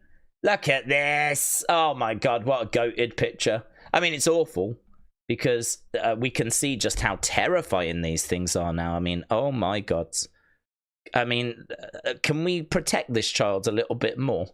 I mean, why we've brought them closer to Barry is absolutely beyond me. And all wearing beaners as well. That has not gone unnoticed, let me tell you. Right? So, this is Barry being protected, I'm guessing, by his older sister, older brother, right? They're trying to dip, but the gnomes have got closer, haven't they? And I knew from a distance they were flipping terrifying. I knew from a distance that they were horrific. And I was right as well. So, disappointing that they've not been thrown away or maybe put in a cupboard or, you know, given to a thrift shop or, you know, just say.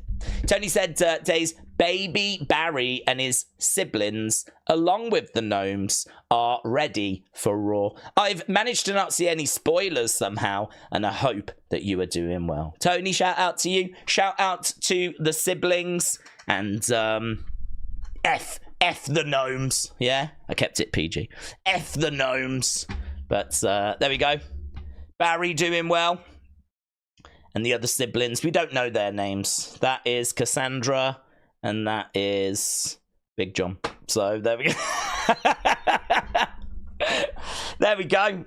So that's their names going forward now. Dealt with that. Lovely. Right. Boom. Daze, the WrestleMania 3 singlet, it's in a bin in the warehouse. They did a video on it. In a bin. They've put it in a bin. I don't think I've seen a video on... Oh, there was one on Andre, because I remember seeing the brace that he wore for WrestleMania 3. So maybe the singlet was featured. I'm sure it must have been. That was one of those most wanted treasures, you know? It was one of those most wanted treasures episodes. But I haven't seen that in years. So maybe I'll revisit that, actually, and have a little look. So if they have it, then that would be my dream item to see. And I'd love to see some authentic Bruno Sammartino, like, trunks as well. So if they had, like, Bruno Sammartino trunks that he had wore and, like, the singlet from WrestleMania 3, that might be it. That might be my WrestleMania.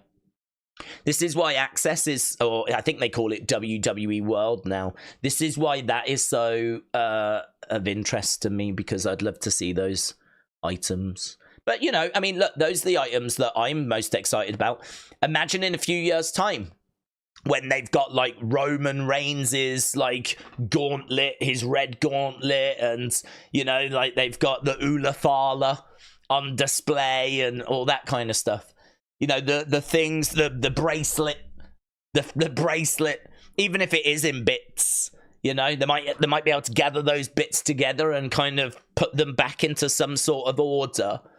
And that'll be on display, and you can see the bracelet that caused CM Punk so much heartache. You know, that might be what resonates with this generation. All those, and, you know, the Wyatt 6 costumes in the future. You know, when the Wyatt 6 is all done and we've moved on to whatever's next, we might have all those Wyatt 6 costumes out there. So, yeah, man. But for me, Andre, Bruno, that kind of golden era. Bruno was a bit before that, but he did compete at WrestleMania 2, which was 1986. So that would be good, actually, if they had those trunks from WrestleMania 2, Bruno's WrestleMania 2 trunks when he was in the Battle Royal, and then the WrestleMania 3 Andre singlet. I'm getting excited about things that I'm not even going to be seeing. Someone answer me. Is there no Raw today, said DJ Heavy Mercury. 22 minutes, but 22 minutes. Nathan said, I love WWE Vault. They did a WCW hardcore compilation today. Oh, they are good. I am still keeping an eye out for like little watch-along opportunities. To be honest, we do have a lot of big stuff coming up. Obviously, we have got Tyson Fury coming up. That's going to be a big thing. His Misfits on Thursday. It's only just popped into my head that Misfits might be this Thursday. So I was interested to do a little watch along for that, if so. Oh, why not? You know, might as well. It's not interrupting anything.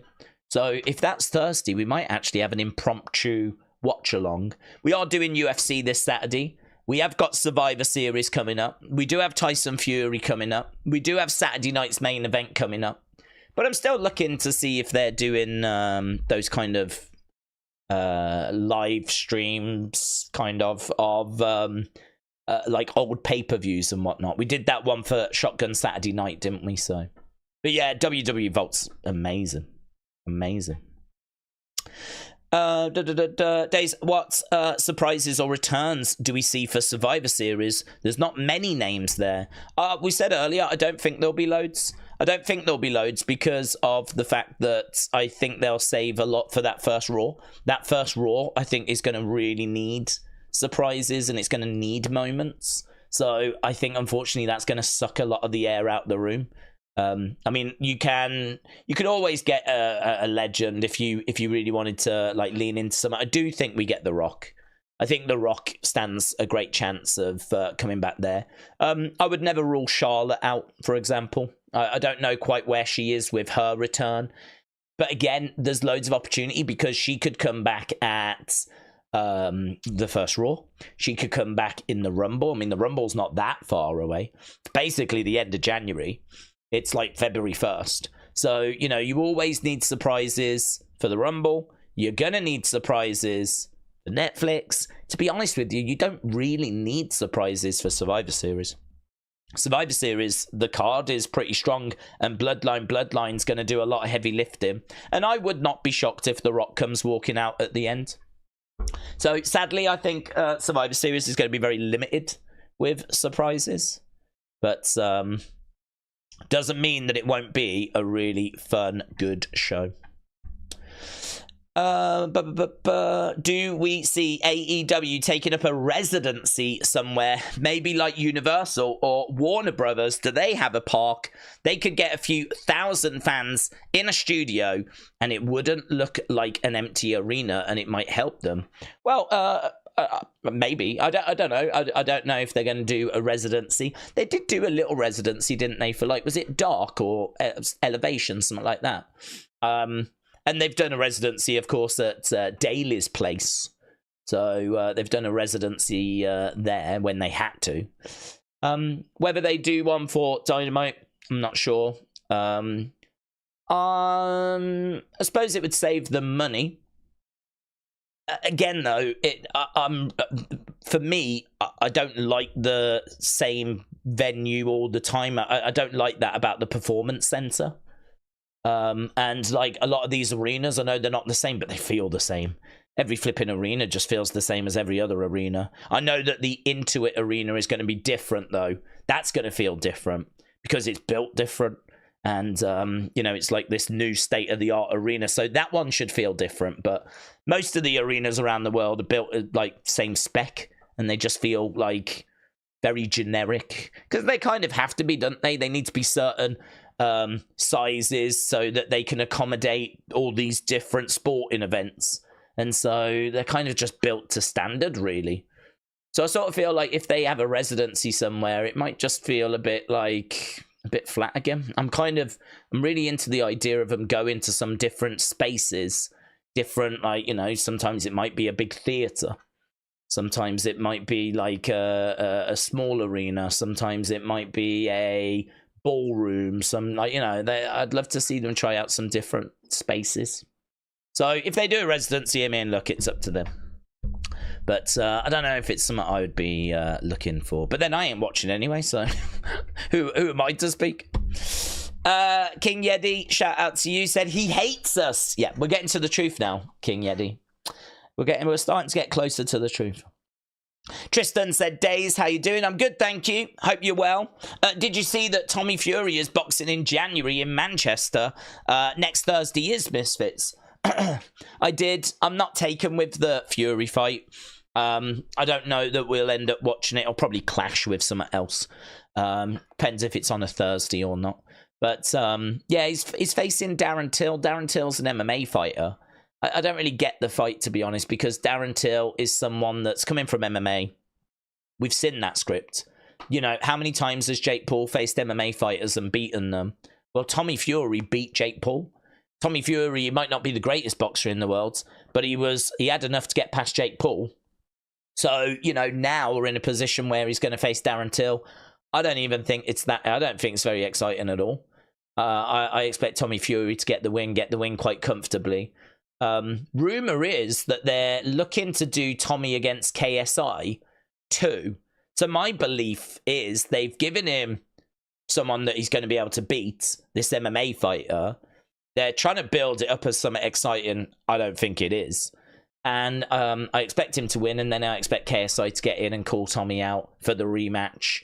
And then we do KSI versus Tommy too. Is my thinking as to why they're doing that fight. In regards to Misfits this Thursday, it's not clashing with anything. So let's do it. So there we go. I'm down for it, but don't ask me who's fighting, and don't ask me who I think's going to win. I have spent zero time looking into it. I didn't even know that it was flipping happening this Thursday. It's just something in my head that said that it's that it was. So it's on my radar. I didn't see that from George. George, shout out to you. George sending in another really supportive super chat. Dude, it seems to me like you must have a crush on the girl that works at your bank and you're hoping she calls you again with the amount of support that you're showing. So, George, shout out to you, my friends. I am saluting you back, and I hope that all is well. I didn't see that come through at the time, but massively appreciated. But you know that anyway, George. You know that. George Goat. He's not a man. He's a goat. Milo D said Mike Tyson was going to help the OG Bloodline, but now they're panicked. They're trying to find a plan B. That was a hard watch, wasn't it, the other day? That was a hard watch. You know, there's not often that I watch an event or watch a fight or something and I just feel really genuinely sad. Like you could feel the excitement and the enthusiasm just absolutely drift away. Not from just the stream, not from just me, but the atmosphere in the room as well. I think everyone collectively, by about round 3, saw the truth, and they saw exactly where Mike Tyson is at the age of 58. But not only that, he's come out afterwards and said that he, you know, was in such a bad way before the fight that he had lost like 25 pounds. He'd had to have half of his blood transfused. Like, I mean, this is a really... I mean, I don't know if he's healthy when he had the fight, but only a few months ago, he was close to death. Like, he's in a really bad way. So this isn't even... I think we're doing 58-year-olds a disservice, to be honest. This isn't just, you know, Mike Tyson's abused himself with, like, his career, but also, you know, outside of activities. And so I think it would be a bit of disservice to say that this is like what 58-year-olds are like. This is a broken down 58-year-old. This is a 58-year-old with, like, serious health issues. And, like, you know... it's just my heart broke. I don't know how else to word it. I was watching it and I was just like, I feel like I'm wrong to be watching this. It feels like I shouldn't be supporting this. And it's been really interesting seeing the reaction, because that is genuinely how everyone else seems to have took it. Few people saying that they think that it, you know, did boxing good, because 60 million tuning into boxing can never be a bad thing, but I would just counter that with how many of them 60 million are going to plan on watching another Jake fight again, because I think he really hurt his brand. I think people have seen the truth now. I think that he's going to have to fight someone of real substance, because if it's any one old boxer, who's going to tune into that? He's just faced Mike Tyson. I mean, like, Mike Tyson is a name, so who's he going to face that's going to have a name that's a retired boxer that people are going to believe he's going to be in danger against? He ain't going to be able to fight any more MMA fighters unless it's Conor. Everyone's seen that script. Everyone knows how those fights go. I mean, really, it's Tommy Fury. You know, the kids all tune in for KSI. But yeah, it is limited with options. I think this was great money for him. But I think it's also put him in a difficult situation now, where he does now need to face a big challenge, because this was just a walk in the park. Mike Tyson just didn't seem to carry that much of a threat. He was, you know, plodding forward, doing this. I think he landed 16 shots. I mean, make no mistake about it, I don't fancy getting hit 16 times by Mike Tyson, even if it's a Mike Tyson that's on flipping death's door. But I equally haven't trained night and day for 4 years to be a boxer, you know, with some of the greatest boxing coaches and some of the greatest boxers and fighters in the world. So, you know, it's not right to say that Jake doesn't have any ability. Yeah, he does.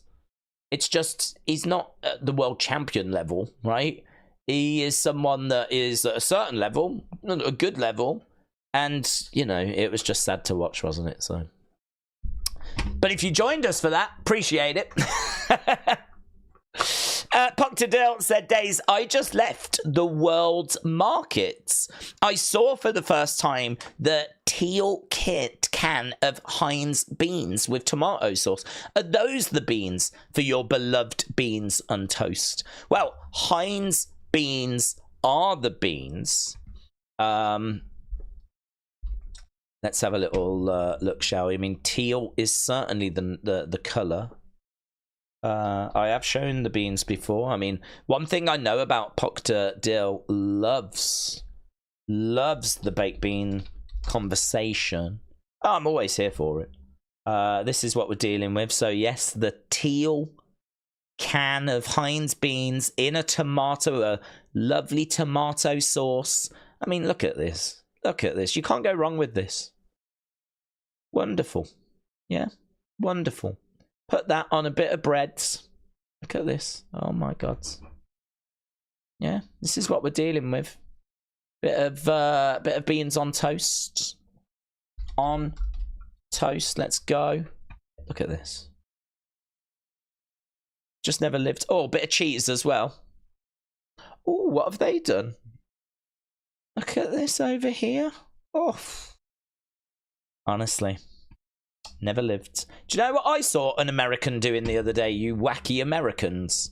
I saw a video, there's a guy, there's a few channels actually, you love the English, don't you? You blooming love the English over there. God bless you, yeah? So I've seen a few channels where they're like Americans and they're trying English things. And like these channels do really well with views. And there was this one guy that had a chip butty, right? And I mean, a chip butty, if you don't know, it's a piece of bread, buttered, with chips on, right? Fries, as you would call them. And then another bit of bread on top, cut in half. There you go. Chip butty, right? And he put his sauce on, whatever. He went for some hot sauce. He went for that, and he was trying that. And he really liked it, of course. I mean, you can't go wrong with it. It's warm, it's hearty, it's satisfying. But I was looking at the video of what is basically a man eating a chip butty, and it was like hundreds of thousands of views. And I'm like, this is insane. I've grown up with chip butties and beans on toast. If I just did like a channel where I just ate them, would I have hundreds of thousands? Am I doing this wrong? Because I spend a long time doing Unseen, you know. It takes hours to put all that stuff together. Do I need to just sit here eating a chip butty? I sat here eating a chip butty and just claimed I'd never had one before. Oh, God, guys, I'm going to try this for the first time. I've heard beans on toast, you say? Wow. I've never heard of such a thing. Beans on toast. I've had butter on toast, but I've never had beans on toast. Let's try it. Wow! This is the greatest thing I've ever had. I can't believe I've lived a lie and I've gone this long without enjoying beans on toast. Guys, make sure you like and hit subscribe, because next time I'm going to try toad in the hole. I'm going to try spotted dick next time, guys. Instead, Muggins here. Yeah, Muggins. Flipping doing 7-hour streams and whatnot. Getting information together for Unseen when all I've got to do is sit here, eat a chip butty. Flipping, honestly. Sometimes I look around the YouTube world and my mind is blown. Lord Sheargrath, shout out to you, my friends. I would have sent more, but I'm spending a few hundred on some artwork tomorrow. Living a lord's life isn't easy, said Lord Sheargrath. Lord, shout out to you. What artwork are you getting, buds? What artwork are you getting? Thank you for the support. Massively appreciate it. But I'm very interested to know what artwork you're getting. Oh, I love a bit of culture, me. Oh, I dream of getting to the point in life where I can buy artwork, you know, and it be like from an artist that's like, you know, someone comes around and you go, yeah, that's an actual blah. It's a real authentic blah. Oh, I thought it was. I would love to be pretentious. I'm not saying you are. I'm just saying I would love to be, you know. I think secretly I just want to be Fraser Crane. I think secretly we all just want to be Fraser Crane. With a dog and a helper and, you know, a radio show. That is the life I want to live. Lovely apartment that he's got as well. I haven't watched the new season. I saw some of the new stuff. It was all right. I thought it was pretty good. Me and Wrestle with Andy love... well, Wrestle with Andy's a bigger Fraser stan even than me. But... yes, I want to know what artwork you've got. In my mind, you are now the community's Dr. Fraser Crane. WrestleMania Night 1 is on my 21st birthday. Is it, Aaron? Should I go and start a backstage fight with a certain someone? Yes, definitely. But also, happy 21st birthday. That's amazing. I don't mind wishing people a 21st. I've had many 21st birthdays. It's brilliant. It's my favourite age, actually. So, yeah, amazing. Tony said, my daughter Cassandra, a.k.a. Charlie. Cassie. was thrilled that she made it on the live stream. And big bro, Vikram, aka Nash, said that he's got a hat like us. It's true. Basically brothers. So, Tony, shout out to you. Shout out to all the tiny Tonys as well. That's what they're known collectively. They're known as, in fact, I'll retweet that because that's pretty funny. I like being funny. Shout out to all the tiny Tonys. Oh. Boom. I mean, I didn't want to spell that wrong, so I might have said shout out to all the tiny Tories, and that's very different because the Tories are a political party here in the UK. Imagine if I did accidentally shout out all the tiny Tories here in the UK, which is basically the Conservative Party. Oh, that would have been amazing. That would have been my favourite botch ever if I had have just botched that. Right. Let's, we need to get ready anyway, Queens. We need to get ready because we have got Raw starting in just a couple of minutes' time. Just a few minutes. Right, let's move that to there. Lovely. Am I up to speed with everything? People are sending me pictures of baked beans now. I'm not against it. I am not against it. Oh. Renders have dropped for... Oh, that's interesting. Can I quickly show it? Here we go. Look, new renders. This is good, actually. I flipping need these. If you are someone that makes content, then this is going to massively help for thumbnails. Guys, get used to seeing these pictures a lot. Whenever there's a Wyatt 6 video. Yeah? Get used to seeing these images.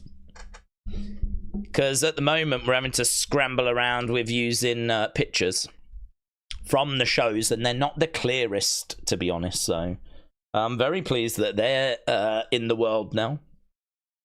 Right, we are about to go over to the show. Have I got my headphones? I do. I need them. Okay. Right, where is Raw? There you are. There you are. Nice. Nice. Nice. Nice. Daze, after a long rebuild, Dave in real life has now reached 1,000 subs. Ah, well done to Dave in real life. Much deserved. He's been putting out a lot of content and a lot of hard work. And listen, hard work pays off, man. Hard work pays off. So I hope he's enjoying that milestone. The great thing is, once you get to a milestone like that, I mean, it doesn't go away. Do you know what I mean? Like, he's at 1,000 now. Well, it just keeps going and keeps growing and keeps building. So, yeah, really... really pleased to hear that. Please pass on my congratulations. Oh, Lord Sheargrath has actually sent the artwork out. Look at that. That's really good. That's really good. There we go. There is Seth. So, Lords, shout out to you, my friend. I've retweeted that for people that would like to see it. Big Bronson Reed. Now, we should get some interesting backstage segments here.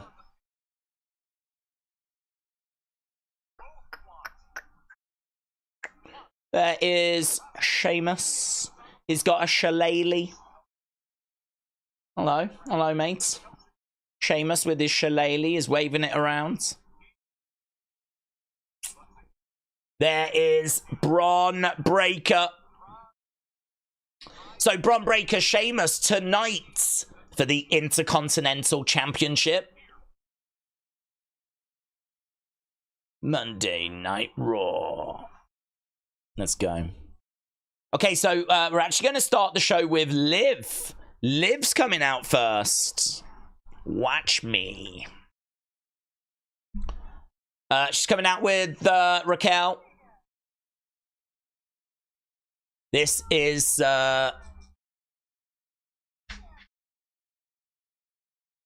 taped, of course. Okay, so let's... David said Seth was wearing Michael Hayes hair. Let's go. Always in fashion.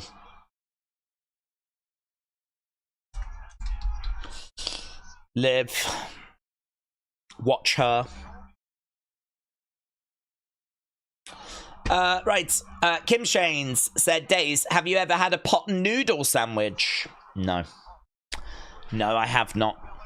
I can add that to my new channel, Daze Eats, where I can just try different things. I could see that working, actually. I mean, it is just noodles, little noodles in, like, you know, some sort of a sauce. So putting that in bread should work. Latch, is that how you pronounce it? Latch said, are we expecting to find out the 5th member today? Shout out to you, my friends. Yes, I am. I am expecting to find out the 5th member today. Yes. I just can't say anything because, like, you know. Latch said, you missed my last super chat. Thoughts on garlic breads? Garlic bread. Has this struck a chord, does it? Seems like people are really getting into talking about foods. Garlic bread. Garlic bread's okay. I don't mind it. I mean, it's basically bread with butter on. It's just the butter's got, like, garlic in it. Garlic breads. It's fine. Liv starting off the show. Carl and Dawn said, what about haggis? Only ever had it once. I had it in a Weatherspoons when I was in Scotland. It's fine.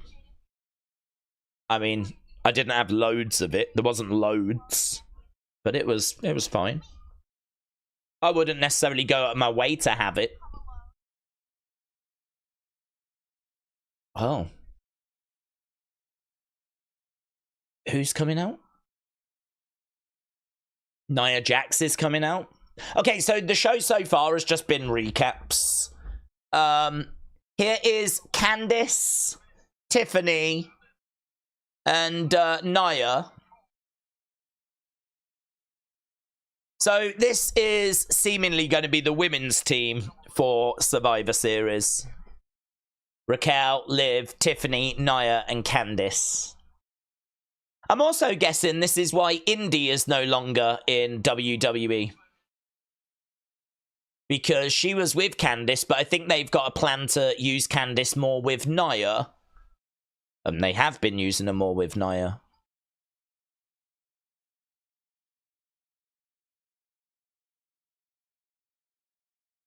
You look great. You look so great. You guys look really great tonight. I don't quite get this union. These two faced off at Crown Jewel. They don't like each other. Let's get a few things straight. Let's go. I don't like you. Okay, good. I don't dislike you. The champ doesn't think of you at all. We've had our business. I don't like you. I don't dislike you. I don't think of you at all.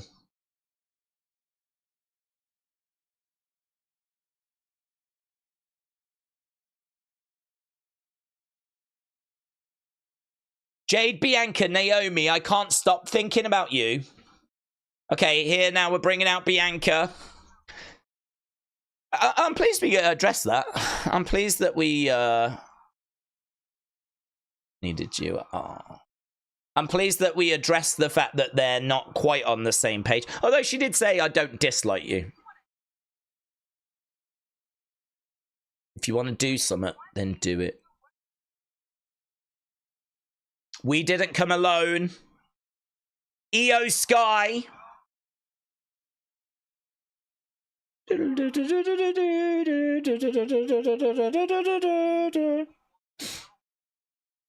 Here's EO Sky. So it's 4 against 5. I know where this is going. I'm sure you know where this is going. No spoilers for those that don't know where this is going.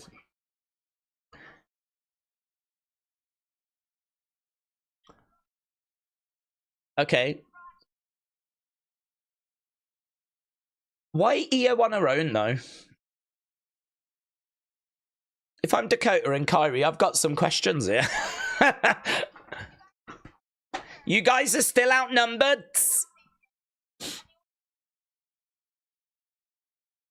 I don't think there's anyone dumb enough in the back that wants to be on your team. What about Kyrie? What about Dakota?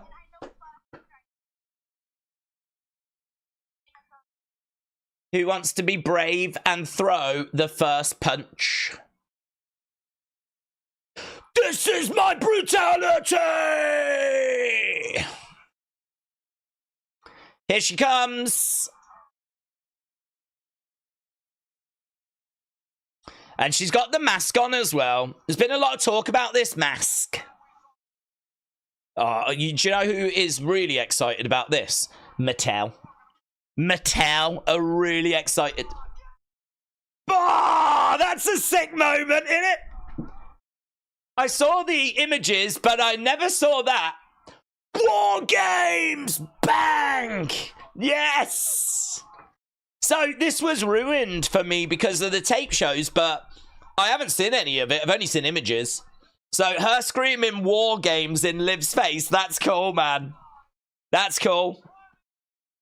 EO Sky with a moonsault. Goes to the outside. Down go. A load of the heels. Nia down. Candice down. And, yeah, that was good. I like the War Games thing. War Games! Rhea Bloody Ripley is back. She got murked in the NXT car park. She's back, baby. Rhea looks awesome in that mask, said LS Dub. Did you like my joke the other day, LS Dub? I got sent a clip of a baby freaking out to Cody's entrance, and I was like, LS Dub face reveal.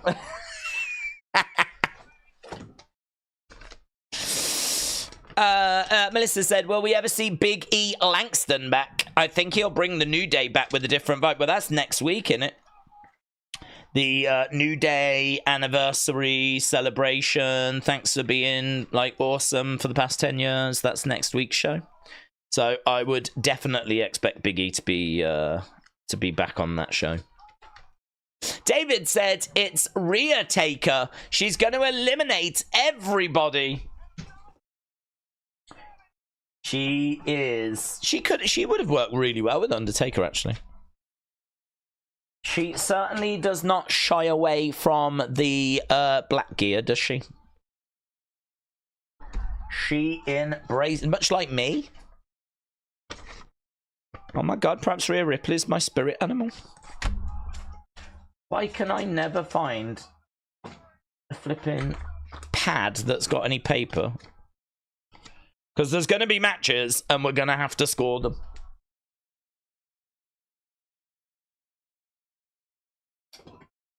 Is read number 5? Well, that's good, because one of the spoilers that I had already had spoiled, that is now officially already out the way. Rhea had a broken orbital bone. Lovely. Why isn't this live? Because, well, I don't know. I don't have an answer for it. If you believe all the goofs online, they're saying it's because of Thanksgiving, but that doesn't make sense because we're flipping back next week and it's still not been Thanksgiving. Thanksgiving is the 28th. So why they recorded the 18th? I don't know. What I do know is it's being reported that they're saving a lot of money by taping shows. And we also know that this USA extension was not for as much money, because they their contract with USA, it came to an end at the end of, I think, September. But the new deal didn't start with Netflix until January. So October, November, December, we didn't know where Raw was going to be. It stayed on USA Network, but they are being paid less. They are being paid less. So I wonder if some of it is them looking at this amount of money they're getting paid, going, do you know what? Let's tape some shows. Let's tape some shows because we can save a bit of money here, because we ain't getting as much money through the door, because we ain't being paid as much until we get to Netflix. Just a theory. Latch said, will we see Heyman tonight? How will we find out? Well, by watching the show. I don't think we see Heyman tonight, no. I don't think we see Heyman. I mean, that's, I think, more of a SmackDown thing. Bloodline is more SmackDown. So I think that tonight you might get a little backstage thing with Sammy, Jay. They're technically Raw superstars, but I wouldn't be expecting anything to do with Heyman. Okay, we are going over to our first match. This is going to be Zelina and Ray in mixed tag action. They are taking on Chad and Ivy. Lovely. Daze, do we think going to Netflix will lose young crowds? Not all kids can afford Netflix. No, I think it'll be better, actually. Because 200 odd million around the world have got access to Netflix. I don't know the numbers, but I would think Netflix is probably in more homes than USA Network. USA Network is like satellite cable package, I believe. I think like that's a channel you have to pay for. So Netflix is in a lot of homes. I mean, who doesn't have Netflix? So no, the belief is that the viewership will actually go up rather than it going down. Plus also, what kids are paying for TV stations? It's their parents that would be paying. So no, I don't think there's any concern there about... well, there's concern because we just don't know. But they'll have a projection. They'll have an idea as to, you know, USA Network is available in X amount of homes. Netflix is in X amount of homes. They've obviously done that hot dog eating contest. That got X amount of viewers. They've just done Tyson against Jake Paul. That's got X amount of viewers. They've got American football coming up on Christmas Day with Beyonce at halftime. That's going to get X amount of viewers. So, and don't forget, WWE are going to stack that first Raw. Like, you know, it's already got Travis Scott on it. I would not be shocked if it gets even more celebrities involved. You know, they made the hot dog eating contest must-see because they had loads of celebrities on that. Then they made Jake Paul, Mike Tyson must-see. I mean, it was Mike Tyson. Now they've got the football on Christmas Day. They've gone and got Beyonce to do the halftime show. That's flipping as big as a Super Bowl, right? I mean, I know Taylor Swift is big, but Beyonce might be the only person that's bigger than Taylor Swift. I don't know. Maybe Taylor edges it, but either way, that is a massive get. So, yeah, they'll stack that first Raw. We've already got Travis Scott, and rumors are that we'll have Undertaker, and The Rock's going to be on that show. Cena's going to be on that show. So, no concerns about it dropping from USA. I want Snoop Dogg to be on that Monday night show. Yeah, well, you might get him. I'm waiting for Taylor Swift to stick by her word and leave the USA since Trump is now president, said Daniel. Did she say that? Did she say that she was going to leave if he became president? I never saw that. Bit silly if she did say that. I saw her come out and throw her support behind Donald Trump after the debate, but I never heard her say she was going to leave. I'm not saying she didn't. I'm just saying I never saw it. They can't afford me, said James. Chris said, no concern for the kids with Raw being on Netflix. Little people's parents have Netflix. Christopher said Netflix had streaming issues with Tyson Paul. Do we think they'll fix that 60 million affected? I don't even think it'll be an issue. The reason they had issues was because of the demand, and you ain't going to get 60 million trying to tune into that first Raw.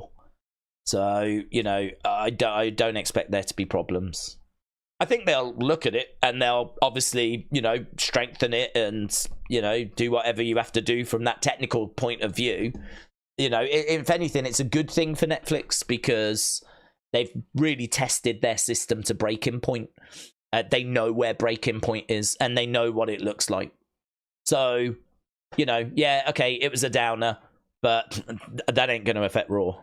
Raw ain't getting 60 million. It ain't getting 50 million. It ain't getting 40 million. I mean, Raw gets about 1 point something million in America, and that's the biggest market. 1.5 million, something like that, on USA Network. Let's say it goes to Netflix and it does 3 million. Let's say it doubles, right? Well, that's their biggest market. Let's say it does another 3 million with the rest of the world added together. Let's say it does 6 million. I mean, I don't think it does that, but let's say it does 6 million. That would be like 10% of what Jake Paul, Mike Tyson did. I can't wait for the number. I can't wait to find out how many people tuned in. On USA Network, they do about 1.5. But of course, Netflix is global, so we have to factor in like the rest of the world. But that is their biggest market, USA. So I don't think it's unfair to just say, well, double it. 3 million. And then, as I said, double it again. 6 million. But we can't be getting too far away from that. I mean, I already think that's going to be bigger than what the number's going to be. So, no, I don't think the issue is going to affect WWE. Right, we've got American Alpha making their way down. Daze, have you heard that the Raw theme song for Netflix is going to be revealed? Yeah, it's going to be Travis Scott, isn't it? It's going to be Travis Scott.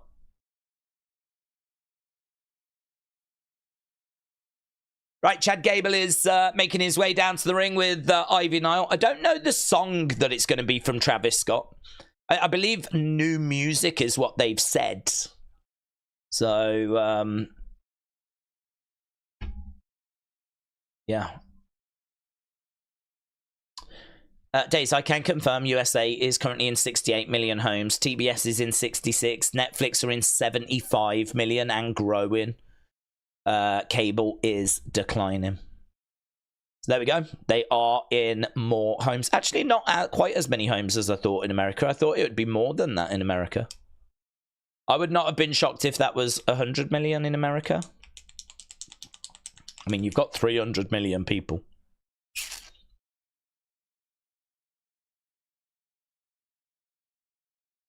Okay, so right now we have got Zelina and Ivy Nile starting things off for us. We are up and running. We are underway. David Duffett says, Rhea Ripley. Is Rhea Taker going to eliminate everyone? She might do. She might do. She's obviously the big talking point. We're 20 minutes into this show. Rhea Ripley returns. Gonna add a picture of her to our Raw folder. I know everyone's already flipping spoke about it. But, yeah, that's one of the things I knew about. Okay, so Ivy comes over, throws in a shot, and Zelina is getting prevented. Look at the double team work there. Ivy and Chad working together on Ray. King Yeti, shout out to you, my friends. Gifting memberships. And this is a good week, actually, to do that. I mean, any week is a good week, but this is going to be the week that we're going to sort out the membership, not the membership, the Hall of Fame. Next week is going to be pretty dominated as we are building towards Survivor Series. So things might be getting in the way a little bit. Oof. So probably best to get it done this week so that we can really dial into Survivor Series next week. So, yeah, we'll do that this week. So, King Yeti, Your timing is immaculate. It's the members that vote, and then the top 4 names go into a poll, and then it goes out to the wider community. Okay, right now we have got Ray in the corner throwing in some shots there to Chad's. Chad goes to the outside. So, very, very generous by King Yeti, I'd imagine. There we go, look. Can see all the people gobbling them up. Clothesline, we'll do a member stream, of course, this week. Even if we're doing Misfits, I'll end up probably move it to Wednesday, actually. We always do an hour member stream. Double knees there by Zelina. Zelina going for the cover. 1, 2. Shoulder up there by Ivy. Zelina has... oh, hello. There we go. Looking for a suplex. No joy. Into the corner, into the ropes. Hip toss. Oh, brutal by Ivy. That was nice. I like that clothesline. Big smile on Ivy's face. Nice. Brent said, good evening. Big fan. True world champion of wrestling streamer. Brent, thank you for the kind words, my friends. Really appreciate it, and hope you're enjoying Raw tonight. 23 minutes in already is pretty staggering, to be honest. Pretty staggering that we're already 20-odd minutes in. Rhea Ripley is back. We know the teams for Survivor Series. So we have got Naomi, Rhea, Io, Jade, Bianca on the one side. Candice, Tiffany, Liv, Raquel, Nia on the other side. Quite good teams, actually. Quite good teams. If you think that, like, Rhea... I mean, Bianca's a big deal. Rhea's a big deal. Jade is gonna be a big deal. Io has been a women's champion. Naomi has been a bit... I mean, that is a good team. On the other side, Liv doing, obviously, great work this year. Raquel will be a future women's champion. Nia is a champion. I feel like it's Candice that hasn't really achieved much, and Tiffany is still a bit green. You know, she's not been women's champion. She's got the money in the bank, but I feel like the heel team might be a touch weaker than the face team looking at it. But it doesn't matter, does it? I mean, it's still quite close. But, yeah, I'm probably thinking the face team is a touch stronger. So, King Yeti, again, appreciate the support, my friends. Let me get back to the chat. Daniel, shout out to you. I don't see any dimension where this feud with LWO is anything except inconsequential creative for Gable. Maybe Triple H will weave it into something meaningful. We'll see. Melissa said, we need you for that halftime show with your halftime song rendition.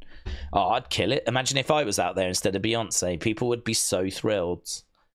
People would be absolutely over the moon, wouldn't they, if I was out there?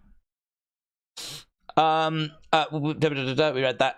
Women's War Games is forced because WWE doesn't have a strong women's heel faction anymore, said AB Jobson. They'll sign Danhausen at WWE, says Michael. Yeah, it looks like he's leaving AEW, doesn't it? Brent, shout out to you.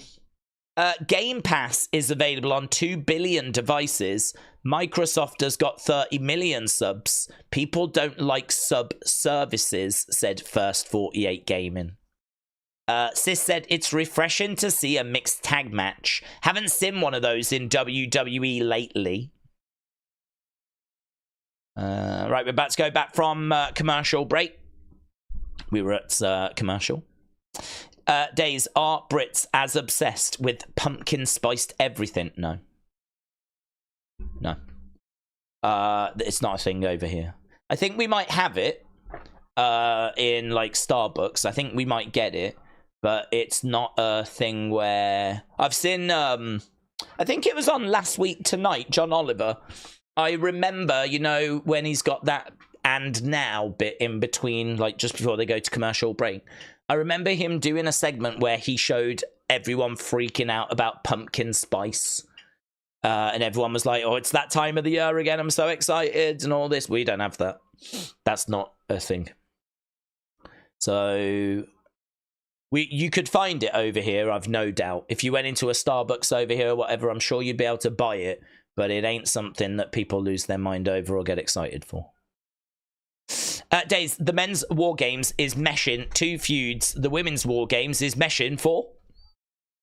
I forgot about Chad after his feud with Wyatt 6, said Dr. Lucha Lala.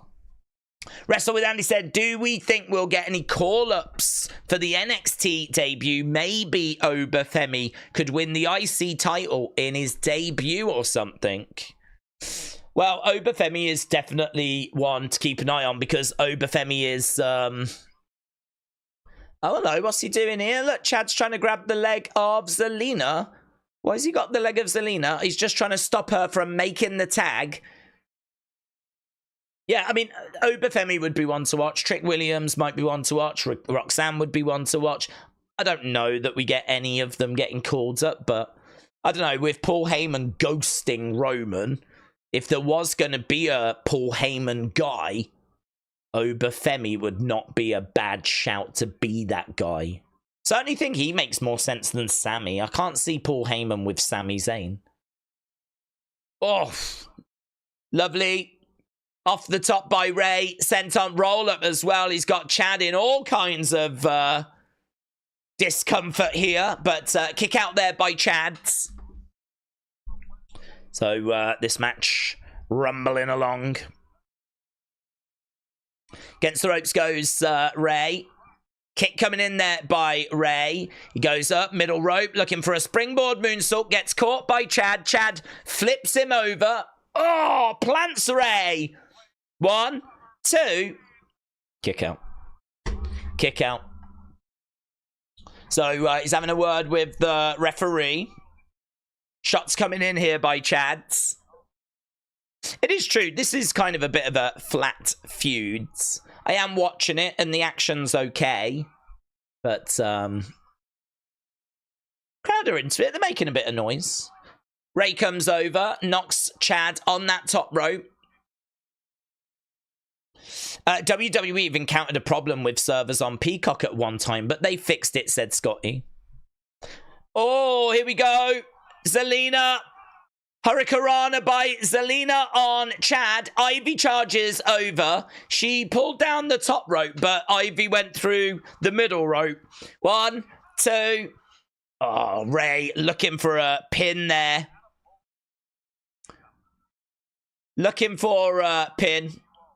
Zelina on the outside. Ray is back up on his feet. LWO are in control. Oof. Chad goes over, is in position for the 619. Here's Ray against the ropes. 619 connects. Goes up. Oh, splashes down. 1, 2, 3. It's a win for Ray, Mysterio, and Zelina Vega.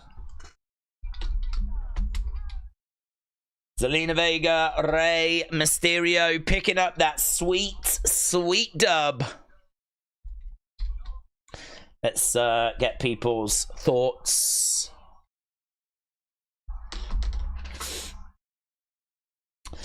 Traditional Survivor Series doesn't make any sense anymore. There's no stakes. The winner doesn't get anything. And the wrestlers don't really care about what brand they're on anymore, said A.B. Jobson.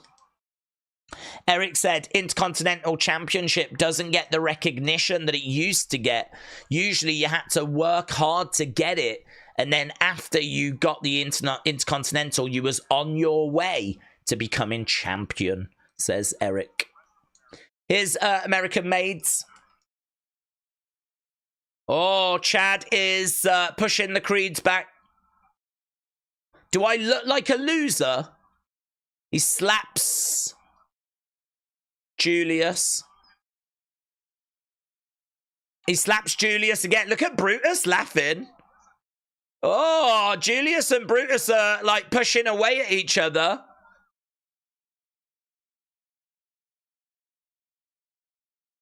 Yes.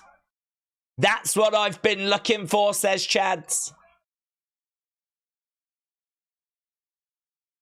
So he's trying to get them all fired up, right? They've lost. This crew is about wins and losses. Well, they just lost. And now they're trying to raise their hands like they were victorious. Okay, look, we're backstage. Here's Finn, Liv, Raquel.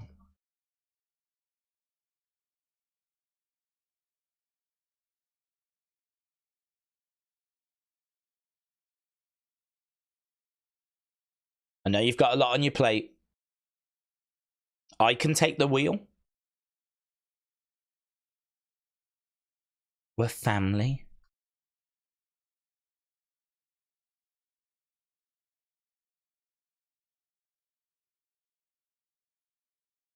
You are the man.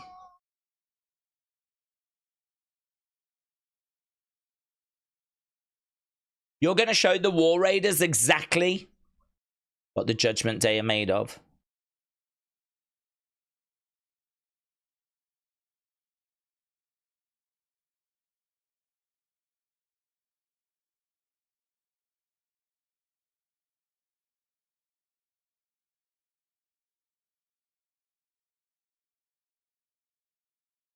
You'll figure it out.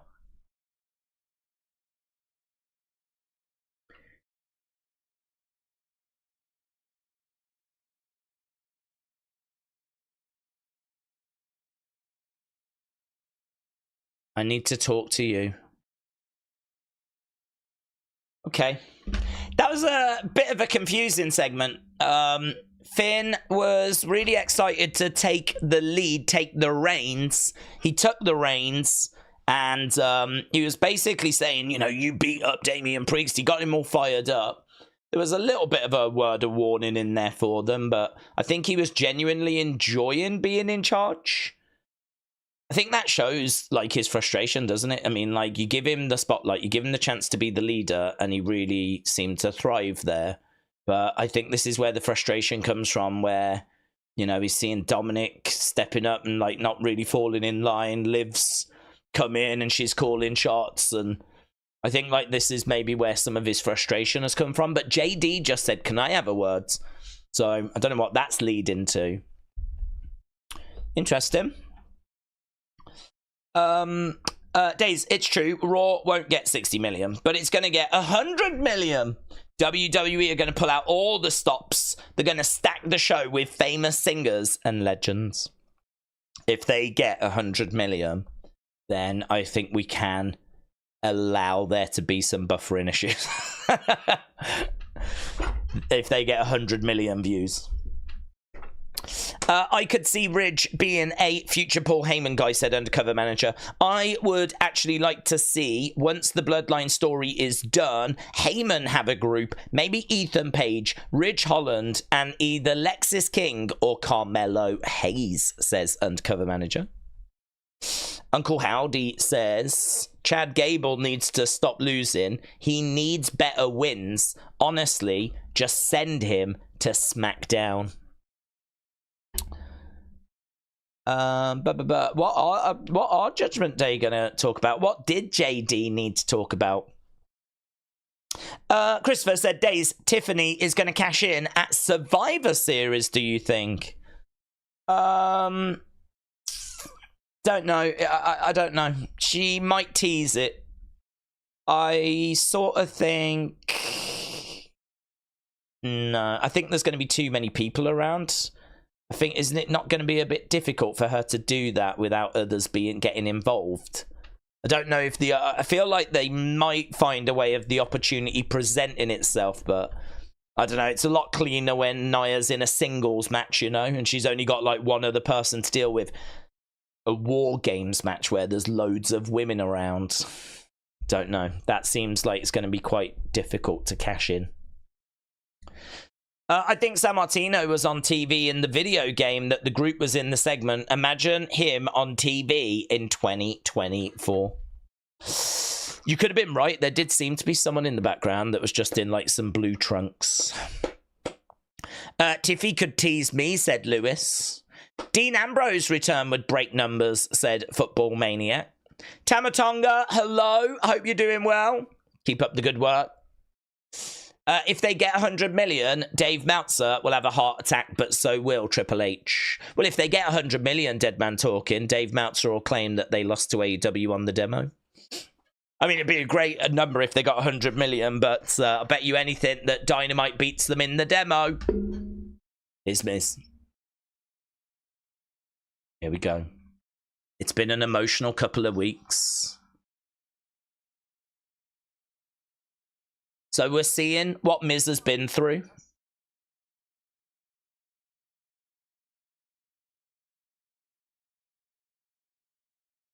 Look at the cut on Miz's eye. His eyelid has got like his cut. Do you remember all the blood coming down his face last week?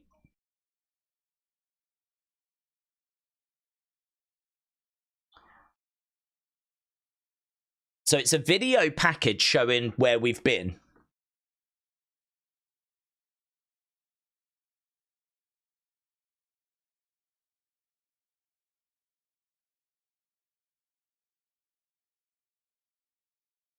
I truly hope the Academy saw that performance. It was a masterclass, says The Miz.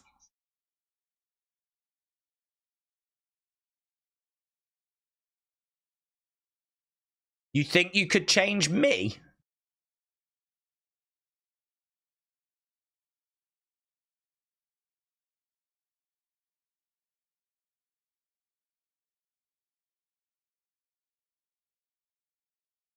The Wyatts are not invincible.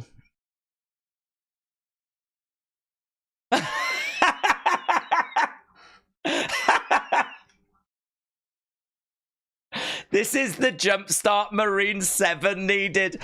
Come on, man. Did we need that line in there? This is the Jumpstart Marine 7 needed. He can see it now. He's going to take over Hollywood's. TikTok says, carry him. Well, I'm sure there will be a response to that. And I, for one, will be seated for when Marine 7 hits cinemas. Very good. Daze, does Gunther lose the title before Mania if he's going to be booked to retire Goldberg? He could do. I think next year is going to be a bit of a scramble, actually. There's a lot of people like Cena and Punk, and there's a lot of people like maybe even Jey Uso that could get their hands on that belt. I wouldn't be too shocked if that belt gets really passed around a bit. 2025 doesn't strike me as a year where someone's going to really have that belt for an extended period of time. So does Gunther lose it before Mania, or does that carnage kick off at Mania? If Gunther has got the belt by Mania, I think he loses it at Mania. I don't think Gunther's champion after Mania. In fact, talking to Gunther, we're just having a look at him now.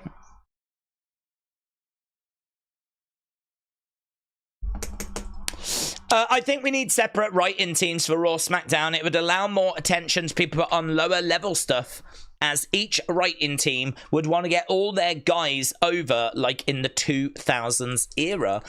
Do we have different writing teams? Here's Gunther. You don't speak for me.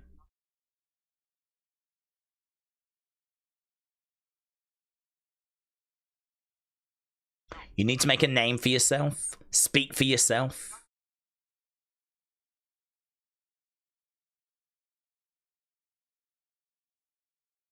Speaking German.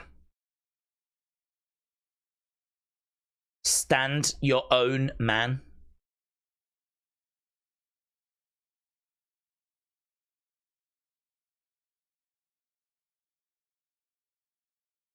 Look into...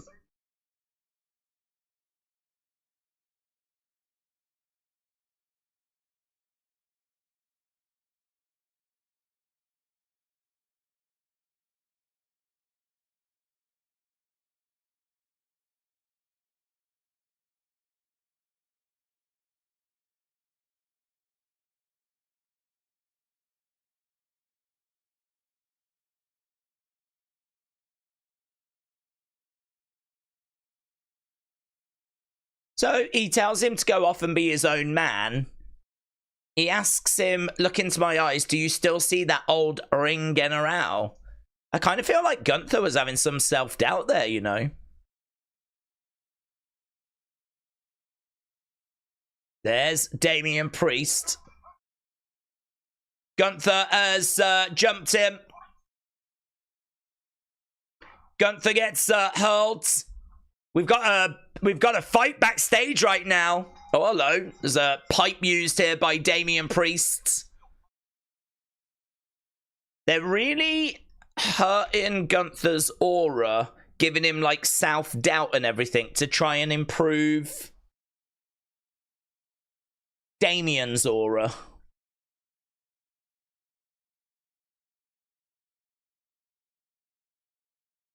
On the streets, I'm king, says Damian.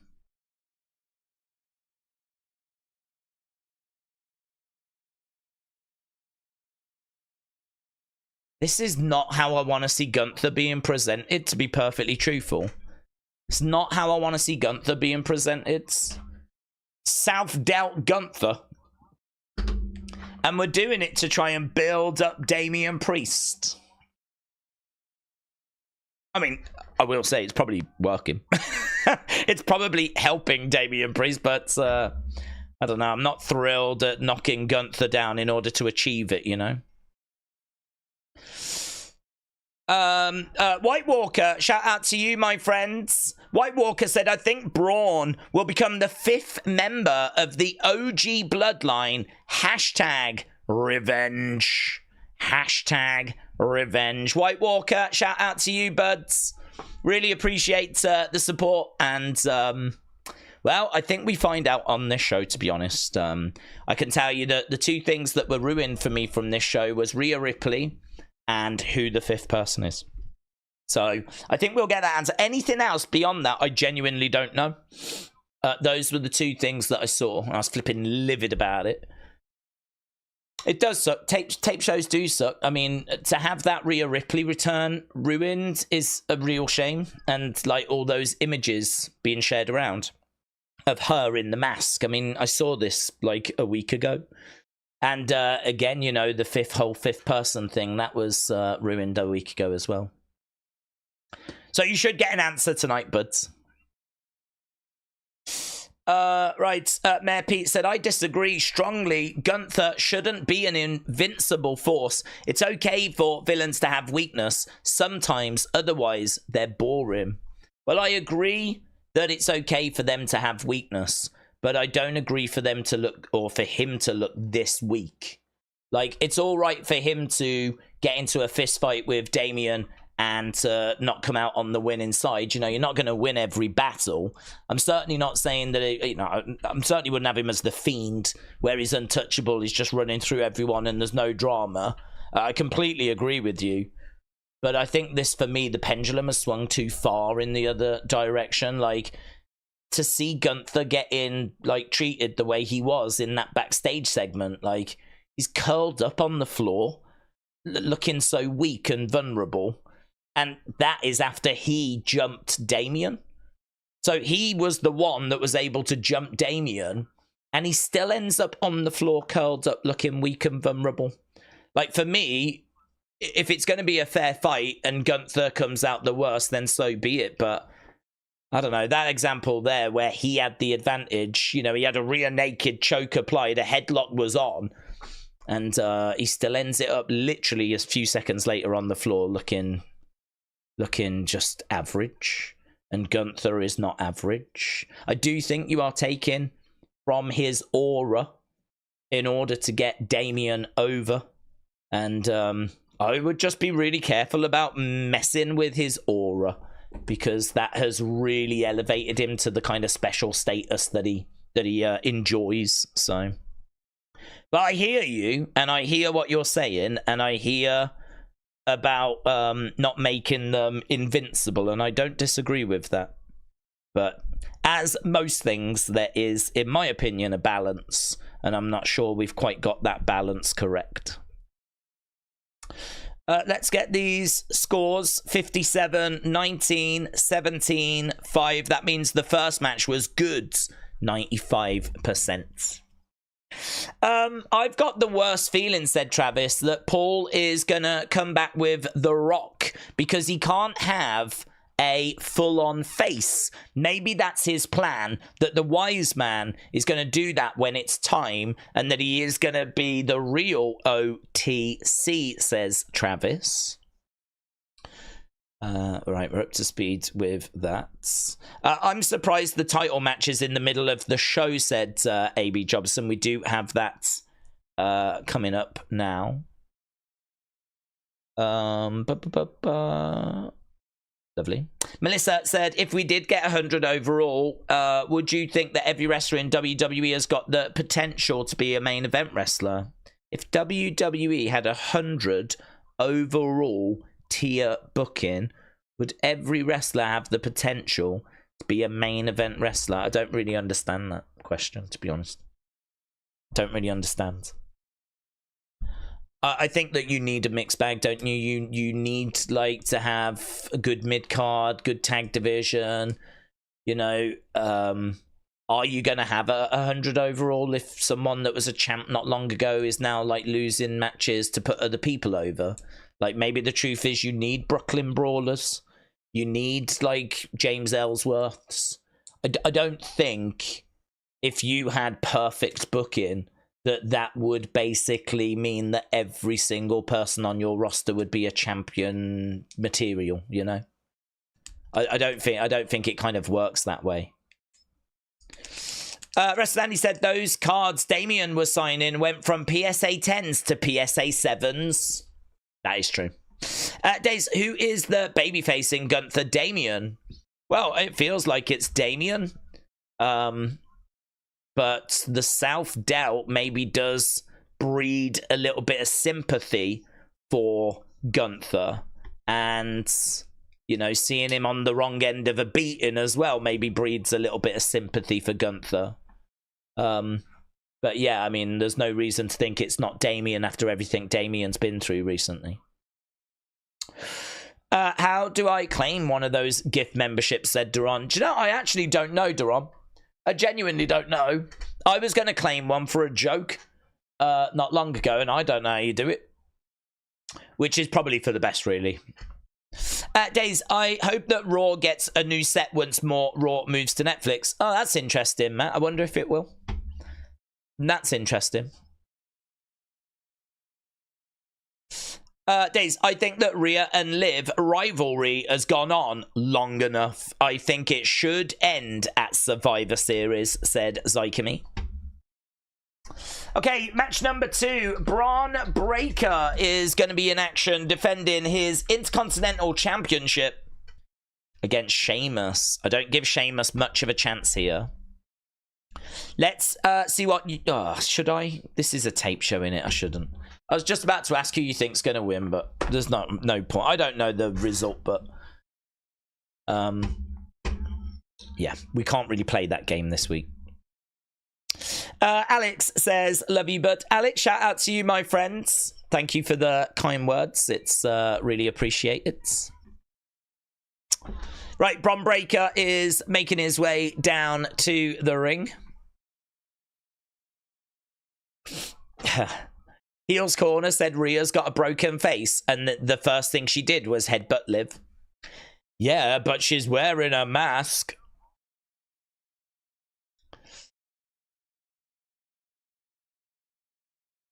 Roman Reigns, after he turns on The Rock, Roman will do something similar to what he did with Brock, and he'll go and help his tribal chief take out his final piece to gain back ownership.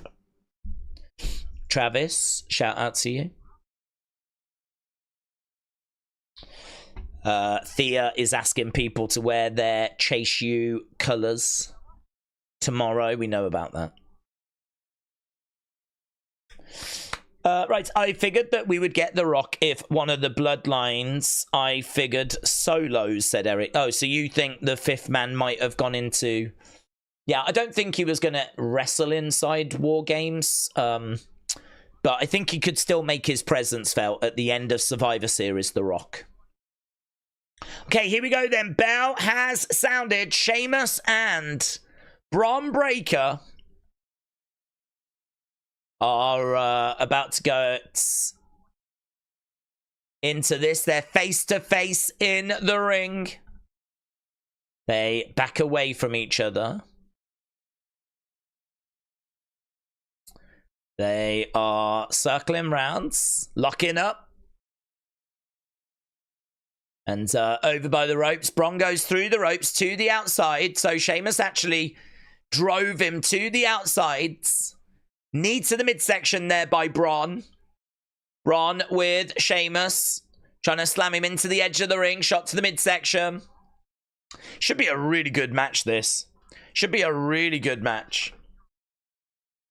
Uppercut there by Sheamus as Bron Breakker is thrown back into the ring. Look at the speed there by Bron. It is true. The speed in which he can run the ropes is very impressive.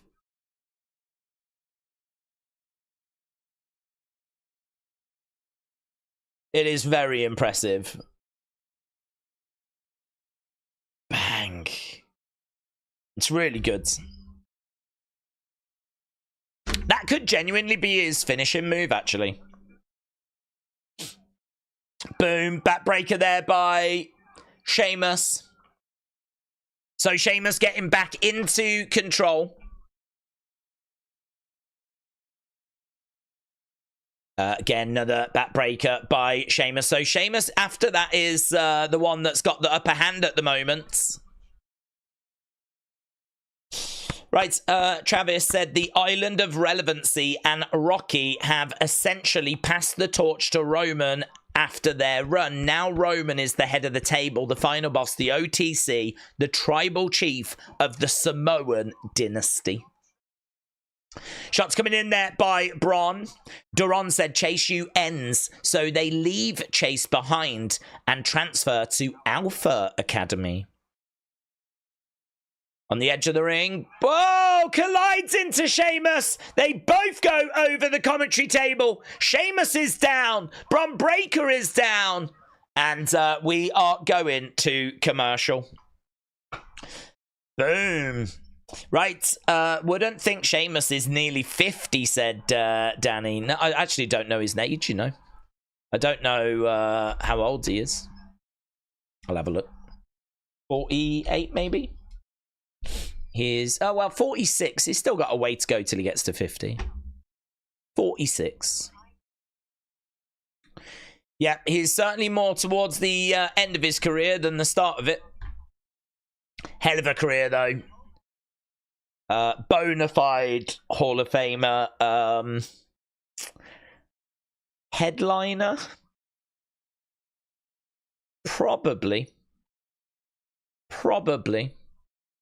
You know, 3-time WWE champion, 1-time World Heavyweight champion, 3-time United States champion, 4-time Raw Tag Team champion, 1-time SmackDown Tag Team champion, King of the Ring winner, Royal Rumble winner, Money in the Bank winner. Probably. I don't know why I've got that hesitation, to be honest, but I do have a little hesitation. Do we think that Dom's legitimacy will ever come into question, says White Walker.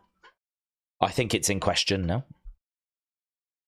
I think Dom is great at the role that he does, but he's not the most credible. I mean, if he was to step in there with someone and go one-on-one, you'd expect him to lose if it was someone that's half decent.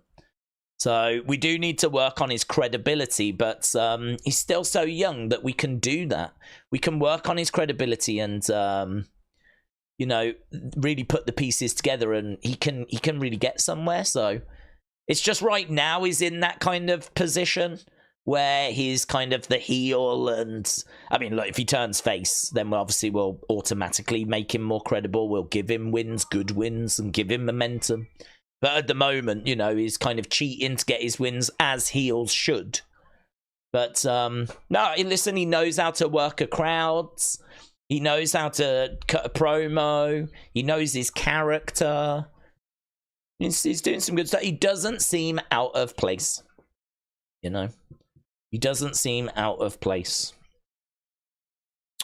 This sadly sounds like a tired crowd, said AB Jobson. Do you know what? You're right. It does. It's probably because they are. Danny said people have gone in the Hall of Fame for less. Oh, definitely. No doubt he goes in the Hall of Fame. I was just wondering if he would headline. Melissa said, that's true. You do need balance. I was thinking more of when they first show up, when everyone has got potential to be a main event wrestler. WWE needed Sandow to job, but he had potential. Well, I don't know. I mean, I don't think not everyone that comes in has to be like a challenger straight away or look like they're a challenger. I think you need that balance. I think you need that mix, and some people might come in and, you know, they might not ever really look like they're going to get to the title. I don't think that's a problem, really. I don't have an issue with that. It's kind of how wrestling has always been. I wouldn't say that, you know, if you can do that, then you are, you know, you're maxing out booking. Like, for me, I just wouldn't judge booking on that. That to me is like an irrelevance. Big knee there by Bron. The crowd have been there for like a month straight, it appears, said Matty. It is a flat crowd. They are struggling. They are trying to make a bit of noise. I think they want to get into this match. Bron goes up. He comes crashing down onto Sheamus.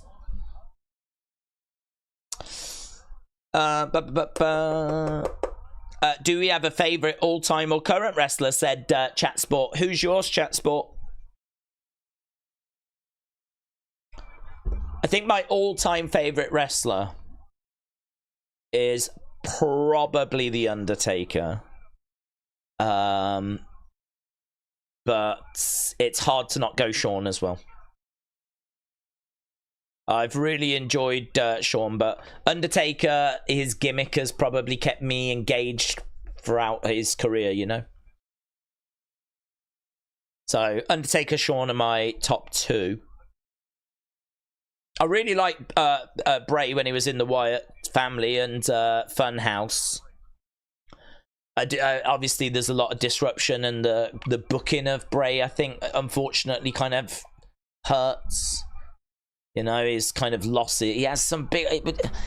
they never wanted to pull the flipping trigger, did they? Every time he got into a good position, he tended to lose the big match, and it did sort of hurt his momentum and hurt his character, and...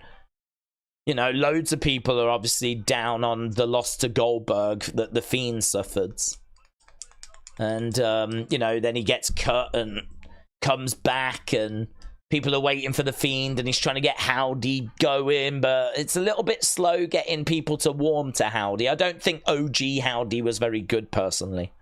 I think the Howdy we've got now is much better. Certainly the one with the dreads. I think that looks great. Big knee there by Sheamus. Goes up over the top to the outsides. Big right hand coming in. Big clubbing blows. Boom.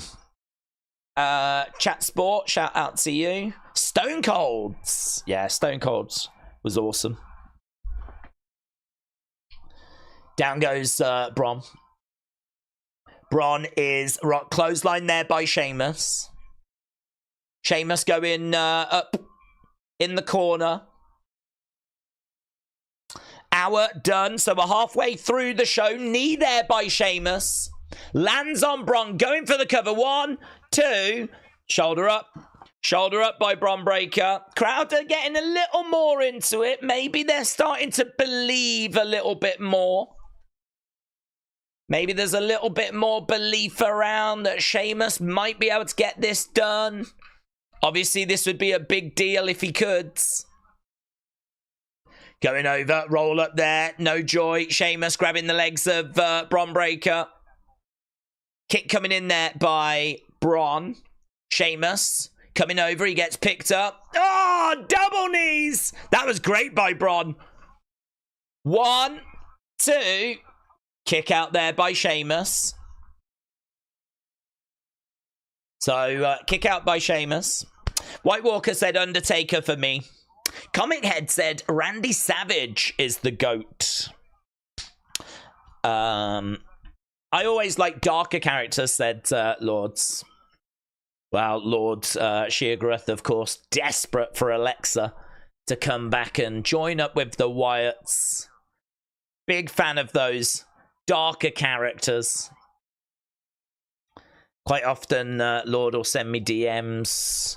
Have you heard when Playground Alexa's coming back? I can't wait to see her back with Uncle Howdy. Boom! Look at that. White noise off the top there by Sheamus to shoulder up. You knew he was kicking out of that. You knew he was kicking out of that. Melissa says, I hope the Survivor Series games has got elimination in the future. That is what Survivor Series was all about. Lord with the eyes, look, he's looking for her. Geordie said, Austin and Taker are my 2 all-timers. Connor said, do we think we might get a 5th member tonight? I think so, Connor. Alex said, all-time favourite is Punk. Current favourite, Zack Sabre Jr. or Kevin Owens. Chatsport said, I'm surprised there's not many people saying The Rock. Yeah, actually. I just saw a Sid. Sid got a mention. AB Jobson said HBK. I love HBK's run from when he comes back in 02 to when he retires at WrestleMania 26. That run is goated to me. I love that run. I mean, that run involves I'm sorry, I love you. It involves WrestleMania 25, WrestleMania 26. It involves his match with Cena, which was great. It's got loads of great matches, actually. His Triple H match as well at SummerSlam. Yeah, look, Bron is ready to deliver a spear. No, big boot. Looked like, was it a brogue or a knee? Either way, Bron's down. Shoulder up. Shoulder up. Bron gets his shoulder up. And we said the crowd seemed to be getting more and more into this. They absolutely are. It was a kneecap, apparently. But all time would be Rowdy Roddy Piper, said MXXS. K-Dub said, this is awesome. What a banger. Sheamus over by the ropes. Trying to get back up to his feet. He's over in the corner. Crowds are applauding away, cheering away. Sheamus in the corner looking to come over and spear. There we go. Sheamus, though, is going to roll out the ring and we get the classic. No. As they can't quite capitalize and get the cover. Sheamus on the outside there. Bron's going to do his run around the ring thing by the look of it. The younger me says Hogan, said Nathan, but now that's a bit problematic. Currently, the combination of Rock and Bray, Roman and Bray, sorry. Oh, big clothesline! Ludwig! Wow. Ludwig has interrupted. Boom. Into the ring post goes Bron.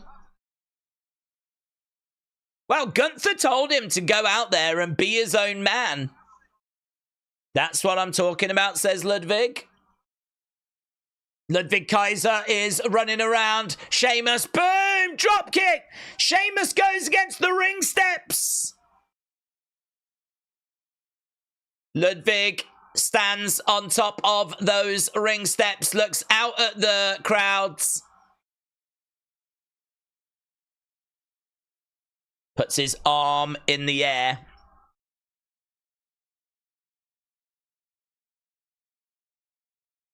I told you I won't stop until you're gone. The only problem with this match is if Sheamus had won the IC title, I was fairly confident I would have had it spoiled. So I was watching with the kind of expectation that he ain't gonna do it. Flipping hate tape shows. Even things that aren't spoiled are kind of spoiled Because in my mind, I'm like, I would have heard about it if he had become IC champ. Those images would have been everywhere. Okay, here, look, we've got Jimmy J, Sammy approaching Seth.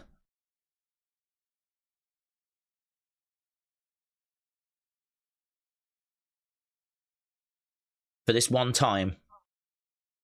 We're trying to put all our differences aside. Just for this time.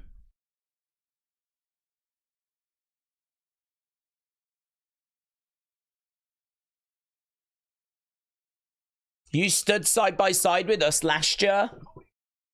Yeah, but he doesn't like Roman, does he? Come on, kids. This ain't a great mystery. Stand side by side with us at War Games.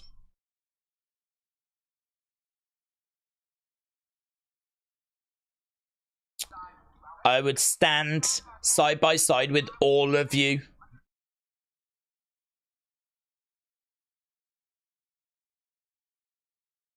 I will not stand next to that tyrant Roman Reigns.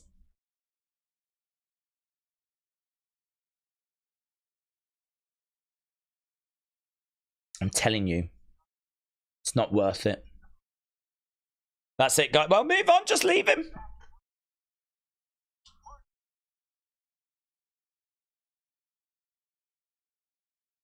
I'm telling you. It's not worth it for me.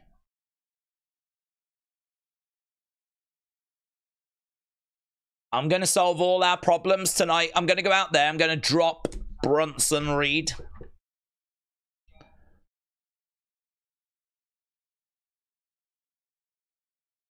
Well, there we go. He says no.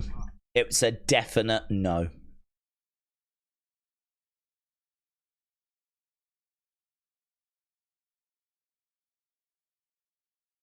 No, you ain't. Melissa said, was there ever a 95 gimmick that you liked? Yeah, I liked them all. That was my era, wasn't it? I mean, I appreciated the golden era more as I was watching it on tape. I was more excited by what I was seeing from WrestleMania 5, WrestleMania 6, WrestleMania 7. That kind of era excited me more than what I was watching on the TV in 95. But I was still young enough where you love everything. So, you know, it didn't matter if it was a flipping Mantar or whatever, or a Phantasmo, or, you know, Friar Ferguson. You just, when you're a kid, you're just like, oh my God, this is the best, whatever it is. I think you see that now. I mean, we do a lot of polls for matches, and you get a lot of people that say the match they just saw was all time, you know? Or a show they just watched was all time.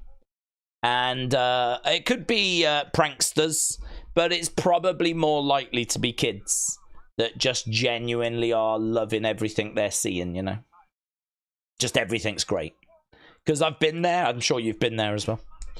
When you're at that age, just everything is amazing because, well, you've just never seen anything like it before, have you? As you get older and you see more wrestling, you start to compare a lot more. But, yeah, a lot of it, all of it.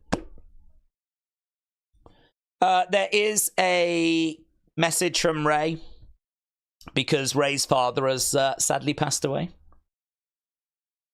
So I'll chuck that in unseen. I did see the news earlier. I don't know where I need to put it, actually. Probably in other.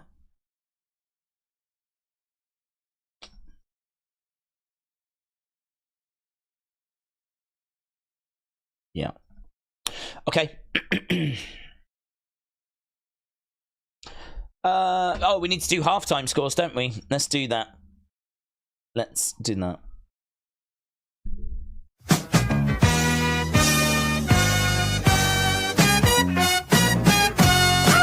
Halftime scores. Everybody, it's the halftime scores. I really want it on your halftime scores.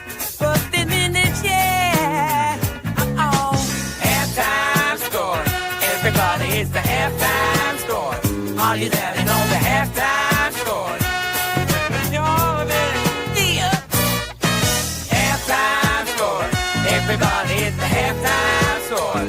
Everybody let him on the halftime score. Yes, I stand in a feeling so you're the team like that. But I'm wanting him. Boom. There we go. I never know when to cut it off, but there we go. So, Rob gives it a 5. Calvin gives it a 7. Brony gives it 625. Alan with a 7. Sis with a 7. We've got Matty Ice with a 5. Tyler with a 6.5. All Brawl Productions with a 6. Connor with a 6. AKF with a 7. Billy with a 7. K-Dub with a 7. Let him in with a 6.5. Sis said 7. Alan with a 7. Brony 625. Calvin with a 7. Rob with a 5. Poppy with a 5.5. Chastity Plum with an 8. Chaos Theory 4.5. Wrestling Fan said 7.5. I'm enjoying the show. Ninja with a 7. Denis with a 7. Dro with a 6. Mr. Dale Jr. with a 7. Ninja XOX with a 7. King Yeti with a 7. Christopher with a 7. Eric 6.5. Chris with a 7. Melissa with a 7. Norma with a 6. Me, the 1 with a 5. Shadow Impulse 5.4. Higgy with a 6. Typical Summers 7.5. Wrestle Night 7. Brent 6.5 out of 10. Kieran with a 7. Charles 6.5. Ronnie 8.5. Christopher with a 7. Corey 5.5. Raymond with a 5. Stuart 525. Ad with a 6. We've got Matty P 5.5, Dominik the Writer with a 6, Eloy with a 6.5, Alex with a 6.5, Ronnie HD with an 8.5, Steve with a 7, Chris with a 4, Ronnie with an 8.5, ZZG Plays with an 8. Undercover Manager said, I give it a 5. Nothing exciting so far. Shadam said, I was watching a video of Sammy and the Usos dancing when you played that song, said Shadam. Okay. Hyrule with a 6.5. Ronnie with an 8.5. Joe with a 6.2. Christopher with a 7. Ronnie with an 8.5. Jay with a 6.5. Justin said, I couldn't do it. I'm at a 7. I'm now at a 5. Connor said, Daze, would you love it if Braun Strowman was the 5th man? I would love it if anyone was the 5th man. Ronnie says 8.5. Lloyd with 7. Pocta Dill said, I give it an 8. Brock Pterodactyl Screeches. Ninja said, when you think about it, the Wyatt 6 are just a bunch of dudes cosplaying as Bray puppets. That is exactly what's happening. Justin with an 8. Mark with a 7.5. Lord Shiogarath with a 6.9153. Charles said, only 354 likes. Come on. 900 people watching. Top messages over 3,000 watching. Only 354 likes. I am so disappointed, said Charles. Honestly, Charles, it's the community. You just get used to it. It's a form of abuse, really. But I'm just so used to it now. The way that I get treated, it's just no longer a surprise anymore. You get used to the disappointment, Charles, to be honest, but it stings at first, but after 6 years of it, you know, I'm just sort of numb to the pain now. But thank you for noticing, Charles, that we don't get the likes that we really should. Yeah. Thank you, Charles. Thank you for noticing, buds. Shout out to you, Charles.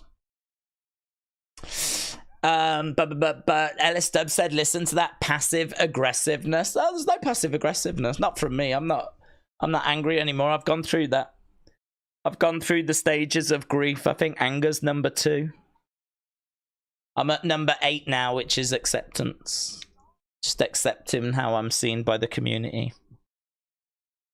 How I'm overlooked, underappreciated, undervalued. You know, you try your best. You show up show after show. Shall we start when the show starts? No. What we'll do is 2 hours before, so that we can read people's comments on the internet. Yeah. We can build a community, all right? What do we want in return? Just a like. Still like. Is that too much to ask? Maybe it is. Maybe it is. Don't know. But shout out to you, Charles. You are that little flicker of light at the end of the tunnel. Whilst you're with us, Charles, there will still be hope that we can turn this ship around. But, well, I'm at stage 8 now, which is acceptance, to be honest, buds. Right, we're just having a look at Rhea Ripley. Hands up for Daze. It's fine. Honestly, I'm not looking for compliments. It's fine. You lot do you. You look after yourselves. You look after yourselves. I'll be all right. I'll be fine. I'm sure we can find a way of stumbling through with the handful of likes that we get each stream. It's all right. It's fine.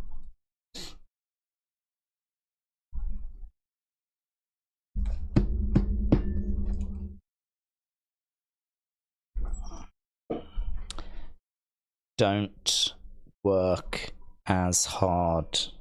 It's not worth it. They don't appreciate it. Just making a note there of just a few thoughts, just in my diary. That's all. Right, here is War Raiders. War Raiders making their way down. This is the Dirty Dom match, isn't it? Dirty Dom and Carlito versus War Raiders. But Roman is going to win the Royal Rumble, said Tyler, in Indianapolis at the Lucas Oil Stadium in 2025. Big Time said if we hit 500 likes in 10 minutes, you guys are all passionate Daze supporters. Well, that's jinxed it, isn't it? Can I just say that we've lost about 30 people? We were on 908 a second ago. We've gone down to 878. 30 people have gone, yeah, F this guy.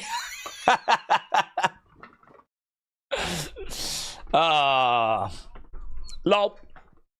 Right.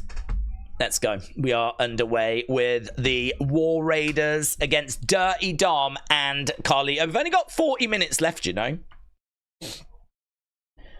I mean, like, it is going quite quickly.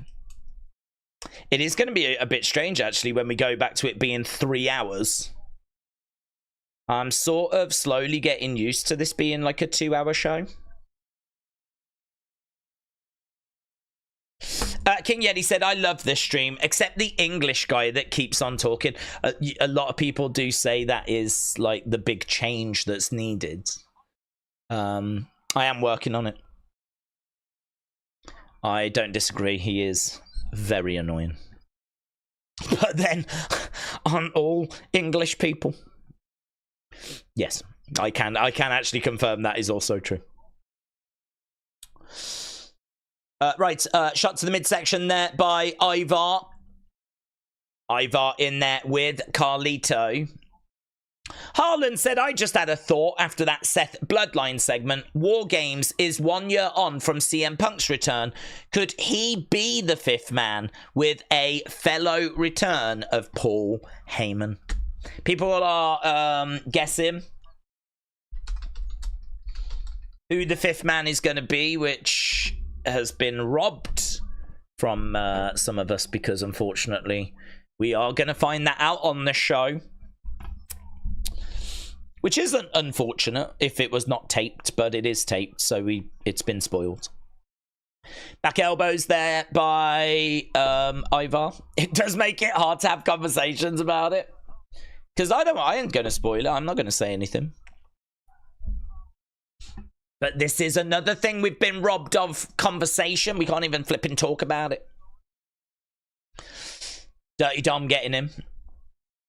Days 4 reasons why Rhea returned on Raw. WWE want women's war games to be stronger. Rhea Ripley's injury doesn't seem serious. WWE want to wrap up Liv and Rhea. Raw debuts on Netflix is on the horizon, says Connor. Timothy, shout out to you, my friends. It is a bit weird not having a 3-hour show, says Mike. Wrestle with Andy said, if you could have any singer in history do a cover of the halftime song, who would it be? I would love an MJ version. I don't know. Who would you have? It's so hard to not say Diddy. Because to be honest, could you imagine the amount of coverage you would have if he came back to do just one song and it was the halftime song? Could you imagine all of the media that you would have? Everyone would tune in just to see if you would play it. And then, of course, it'd be really bad PR if you did, right? They'd be like, I can't believe you've played that. Don't you know what he's accused of? But you would certainly get a lot of eyeballs for a short period of time, wouldn't you? You know? I suppose you could go with a safer answer and say Taylor Swift. You'd still get a lot of eyeballs that way as well. You know? Actually, thinking about it, that probably would be the healthier way forward. But, oh my God, I don't know if I'd be able to cope with a Taylor Swift cover of the halftime song. I think I'd rather have the Diddy one, to be honest. So, I don't think any boomer that I enjoyed growing up would be, you know what I mean? I like the band Ocean Colour Scene. I thought they were a fantastic group. You ain't going to get no press if they do it. I suppose you could have Oasis do it. Don't know. You'd just go big, wouldn't you? Frank Sinatra, that'd be pretty good. Elvis, that'd be pretty good. I'm not an Elvis fan, but it's undeniable that, you know, you're going to get a lot of John Lennon. Would be good as well, actually. For quality, though, you'd probably have to go with like an Aretha Franklin or an Ella Fitzgerald or a Ray Charles, or do you know what I mean? Like someone like that. James Brown that might be the answer. Imagine like a funk kind of soul kind of halftime score song. Oh, that might be the answer, James Brown. Watch me. Yeah. Oh my God. Yes. James Brown. That's it. Done. James Brown. That would be sick, actually. Daze would rather Rolf Harris do it. That might be too far. You know? That might be a problem. I don't even know if Rolf Harris was that big around the world, to be honest. Diddy is like a big name, obviously, around the world. I don't know that Rolf Harris is known in America. It's not confirmed, but I heard that the fifth member might be Ronald McDonald's, says Kappa. The Shockmaster DMX said Mozart, said LS Dub. Christopher with the DMX Muse, says Elizabeth. Sexy Red, oh yes. Cardi B, all of that. Yes. Weird Al Yankovic, said Stuart. James Brown is dead, said Alex. Yeah, but I could have anyone. I could have anyone, couldn't I? Prince would be good. Imagine Prince. David Bowie. That would be good. Oh, that's a really good question. Wrestle with Andy. That was a good question. We all know Scooby-Doo, said Maggie. Right, we were at commercial break, by the way. 34 minutes left to go. Freddie Mercury, said Kelly. Is the fifth member going to be Ricky, said MXXS. Yeah. Let's just tell it as it is. It is Ricky. That's the fifth member. Kick out by Eric. Benson Boone has got an incredible voice. It'd be great if he started a rock band. I don't know Benson Boone. Is he from the Mills and Boone books? To be fair, Mozart dropped new music last month. I imagine he would have a good take on a halftime score song. Mozart dropped new music last month. What the hell are you on about? Are these the kind of circles that you roll in, LS Dub? Are you part of like the Mozart stan clubs? What do you mean Mozart dropped new music last month? I'm like actually looking for that now. They find some new music of his.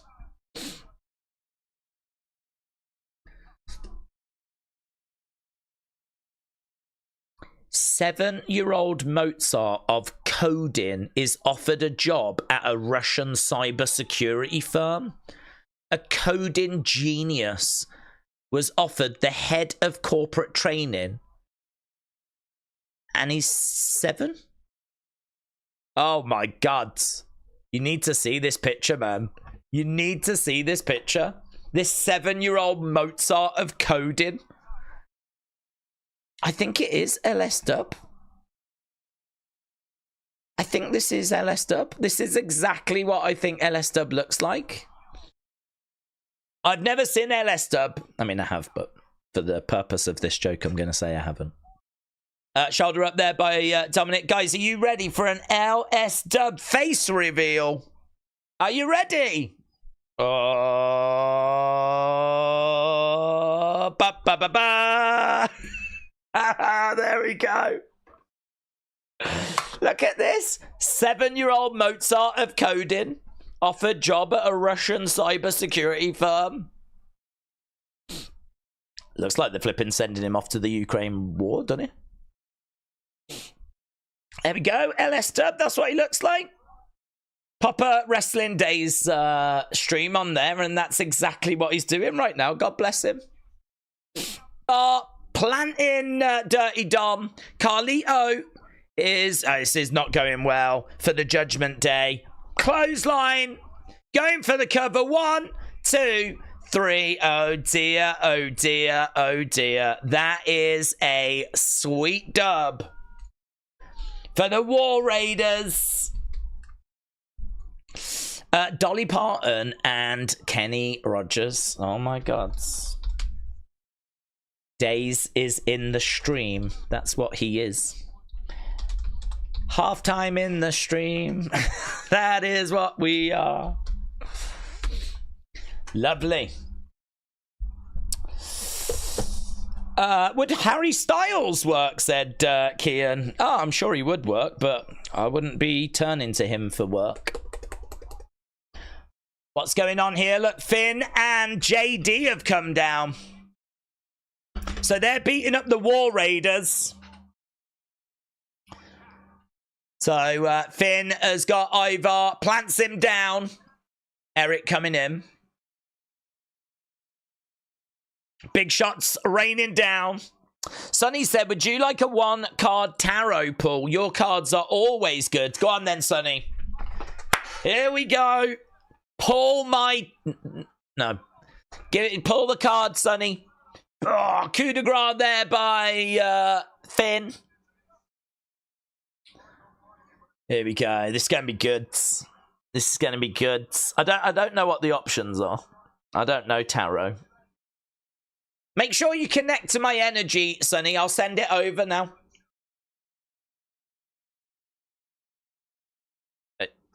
Oh my God, did I just do that? I've just caused disruption on the show. How did I do that? Jesus! The static on the show. Oh my, I've sent out too much energy. Here's Bo.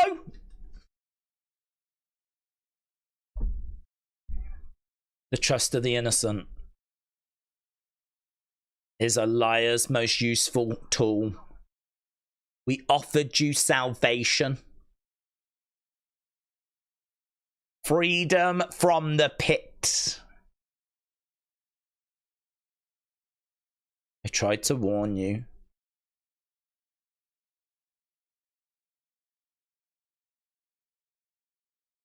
You've damned yourself. I feel we've heard a lot of this in tweets. I'm sorry. Yeah?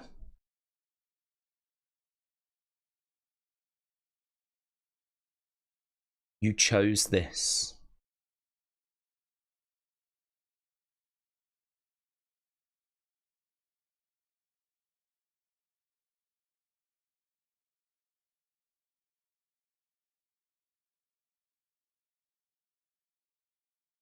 You will lose what matters most. The Marine 7. I never wanted this. He's going to take the Marine 7 away from The Miz.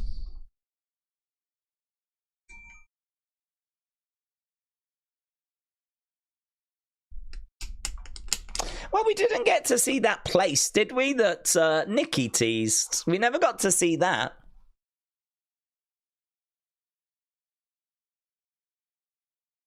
He largely said a lot of what he tweeted out, didn't he? To be perfectly honest. So, you don't know what you've started. I offered you salvation. You've gone and goofed. That was basically the message from a very disheveled looking Bo Dallas. It's a good look for Bo, actually.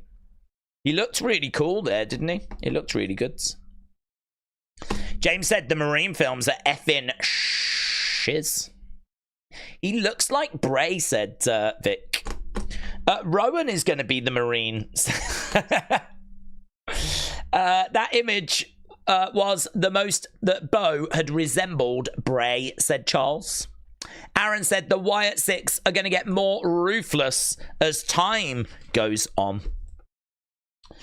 What's your favourite bit from Mysterio Senior? What, Ray's dad or Ray? Who are you referring to, Melissa? Spartan said, Daze, Bo is going to take Miz's title belts at his house. All of them, his cabinet, are going to be bare. Bo looks so much like Bray, said Eric. Ian said, watch the pig, Marine 7. Kelly said, I didn't take a breath because he looked like Bray. He did not look like Bo at all. Well, Kelly, please, on behalf of everyone in the Wyatt Six, because I feel I can speak on their behalf, make sure you're taking breaths now. Yeah? Please do that. Thank you. Daniel said he is Bray's brother. That is breaking news.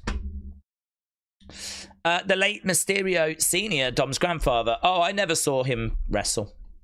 I don't even know where he competed, if he competed outside of Mexico. I don't have any memories of Ray's dad. David said, you'll lose what you love the most. Will the Wyatt Six go grab Maurice? Maybe. She hasn't been very well, though, has she? So I don't know if she's going to be kind of brought into this. But, yeah, I'm not sure. Maybe she is back to feeling good. Maybe they do go round her house and whatnot. War game. We did get that graphic earlier, didn't we? Lovely. Right, it's 27 degrees, so I'm watching the stream by my heater vent. How's Raw going? Hello, Jessica. Hope you're well. It's 27 degrees, so you're watching it by your heater vent. Isn't 27 degrees good? Is that like air conditioning? It's flipping cold over here in the UK. They reckon it'll be snow tomorrow, you know. Daze, where's Asuka? When will she return? Apparently she's on her way, but I don't think she's due to come back at the moment. There's been a few complications. So from what I understand, she's still on the road to recovery. I'm not expecting her at Survivor Series. The thing is, though, they can always bring her back, and she doesn't need to wrestle straight away, does she? So it's just really whenever they're ready for her to come back and be, say, around the ringside area. Okay, is this Lyra now? Or is this a video package? Oh, it's a video package.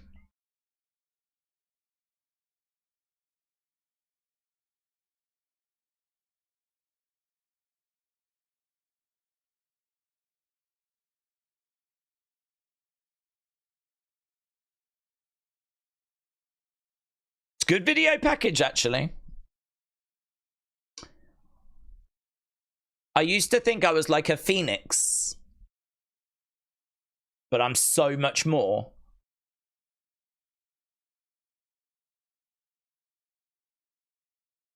I don't burn, I rise.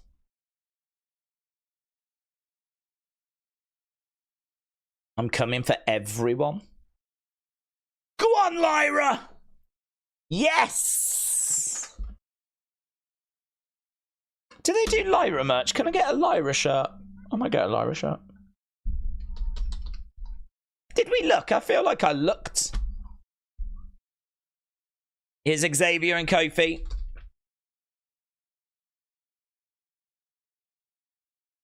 For the past few weeks, it's just been us yelling at each other. This is crazy.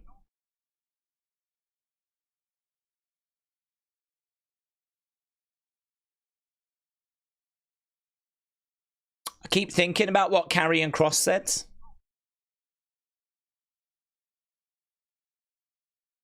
He said the New Day are dead and we're the only ones that don't know it.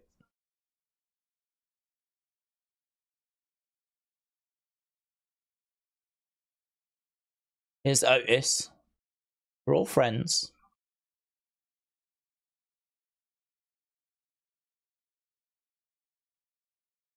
Are they putting in fake noise from the crowd? Because it's really annoying. I keep thinking they're reacting to something in the arena.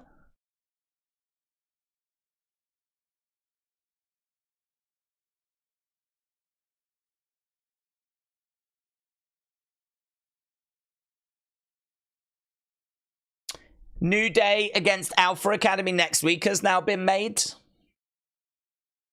Yeah, I really hate that fake crowd noise, you know. I really hate that. There's absolutely no need for it. I heard it earlier in the show, and I really thought that the crowd were watching something else. But now I keep hearing it, and I think they've actually added it in to make it seem like the crowd are watching the same segments we're watching, even though they haven't watched the same segments we're watching. And to make matters worse, I can't find a Lyra Valkyria shirt, and I'm pretty sure I've looked before. What the flip? What the flip? Someone needs to tag WWE Shop and say, why can I not buy an official Lyra Valkyria shirt? Tag Lyra in it, and I'll be shocked if she doesn't give you a like on that. Because why can't I? Just done a video package saying she's coming for everyone. You're trying to hype everyone up about it, and you can't get a Lyra Valkyria shirt. Flip. Here's Big Bronson Reed then. Main event time. I think it must be. We've only got 20 minutes. Bronson Reed versus Seth Rollins. Chad left that mediocre group for another mediocre group, said Matty Ice. Daze, I can tell WWE doesn't want to oversaturate Wyatt 6, but at the same time, they feel underutilized because of their bucking similar patterns, says AB. War Games Advantage match. So next week we're going to have Bianca against Nile in a War Games Advantage match. Everyone online's just talking about how Bo looks so much like Bray. That's the big takeaway. Oh yeah, completely agree. I'm going to retweet that. These added crowd sounds need to go. I agree. These tape shows need to go. But will OG Bloodline be backstage? This main event seems a bit predictable, said Dr. Lucha Lala.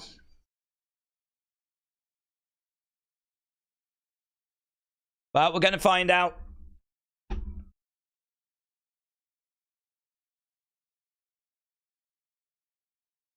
Right, bell has sounded, and we have got Seth in there. They didn't take long to get to this, actually. We're probably a little bit pushed for time, all things considered. Oh, my God. Guys, Bloodline. Flipping Bloodline. Bloodline are here. Oh my god. Here comes the other bloodline. All the bloodlines are here now. Now we've got a brawl on the outside of the ring. Bloodline, bloodline.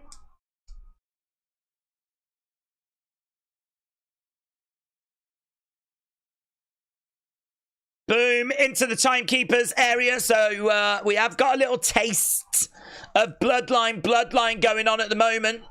Super kick there. Another super kick. Jacob against the barricades. Usos working together, and Jacob goes into the crowds. Right, we are underway with Seth and Big Bronson Reed in the ring. Big forearm strike there by Big Bronson Reed. Bronson has got Seth against the ropes over the other side. Seth grabs onto the rope. Big boot there by Seth. Bronson charging over. Seth moves out the way. Bronson goes to the outside. The momentum carries him over to the commentary table. Seth through the rope. Suicide dive into Big Bronson Reed. Seth gets back into the ring. Yeah, normally Seth takes ages to get to the ring, but there was none of that because I think we're a little bit pushed for time. It's in this comment. Look at this. It's a bit... this is harsh. Candice LeRae on the Women's War Games team. So, you know, we've got like Nile and... Well, I don't know. They're saying that Tiffany is like a proper soldier. Liv, Raquel... And they're saying that this is Candice. It's harsh, isn't it? Harsh. Online trolls. In fact, their name's even Trills. It's so close to trolls. How much would it cost to watch Raw, NXT, SmackDown pay-per-view on Netflix? $9.99, is it? Something like that. Something like that. It's not much. Imagine Solo came after to distract Seth and Roman comes out, says Spartan. I would have preferred the 4-on-4, but there you go, says Maggie. It was obvious that Bloodline would get involved and that Seth will join the old ones, says David. Jessica said, I wish that Drew McIntyre would come in and be involved in all of this. He would claymore everyone. Candice has been doing some good stuff right now, especially with the limited stuff they've been giving her.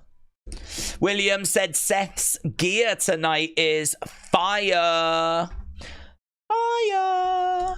Daze, so far I don't hate anything we've got tonight. If we say the Raw is mid, I won't disagree. I don't think it's been bad though. But I don't think it's been bad. I just hate tape shows. I mean, the Wyatt thing was not that big. The big talking point is just how much Bo looks like Bray, but what he actually said is pretty much what he's tweeted. So I can't say we got a great deal from the Wyatt 6 segment this week.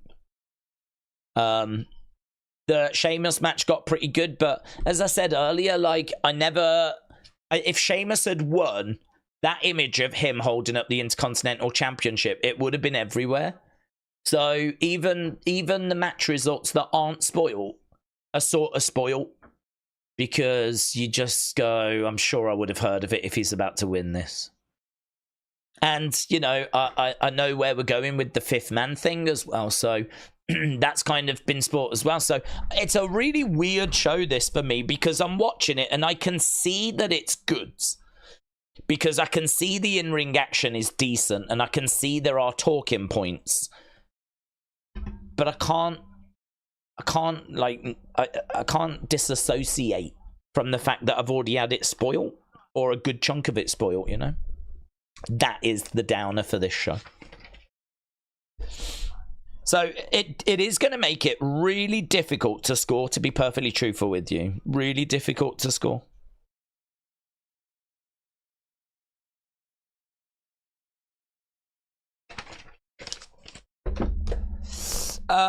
There's been some stuff that's been accomplished tonight. It does feel like we got somewhere. It's a decent show, despite the Gable stuff and the opening, which I thought wasn't very good, said LS Dub. Melissa said, how do you get renders in PNG to use in videos? Well, they'll probably have them. I mean, if you go to WWE, Superstars, which is here on the website, if you change that to Raw, so we can have a look at the Raw talent. There they are. Look. Look at these boomers. If I save that, it'll save it as a PNG file. If you click on it, right click on it. So now if I go image,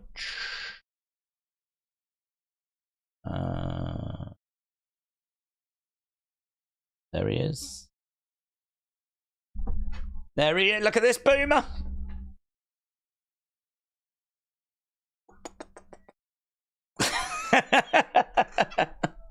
Hi everyone.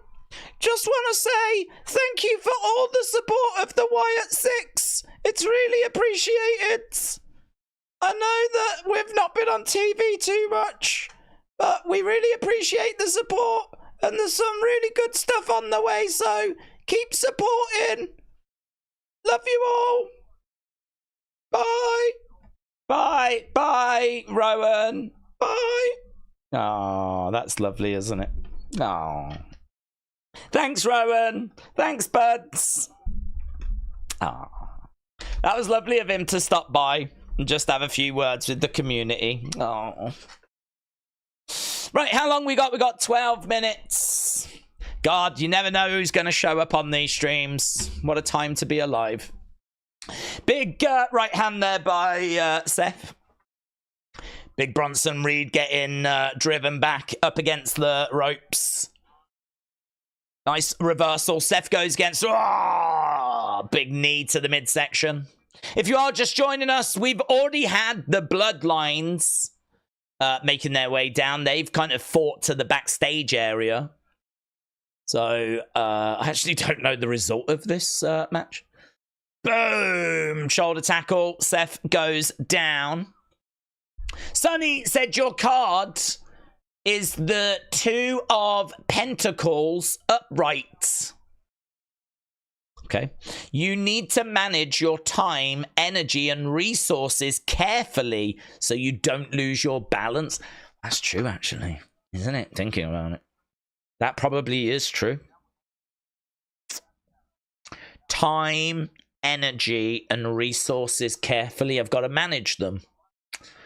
That probably is true. Shoulder tackle there by Big Bronson Reed. Who's telling me this, Sonny? Is it cards or have I got a spirit animal? Oh my God, if I do, tell them I say hello. Mattel said you can get Lyra Valkyria merch at Walmart. Can you? What do you mean? I'm going to put question marks back to that. Right, here we go. Boom, into the ring steps. Shots coming in there by Seth.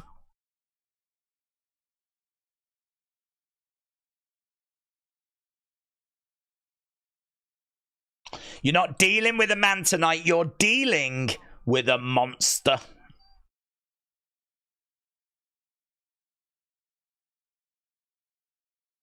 Trying to run over, looking for a stomp. Oh, he went for the curb stomp, but Bronson moves out the way. Bronson gets back into the ring. Here we go. Springboards. Knee strike there by Seth.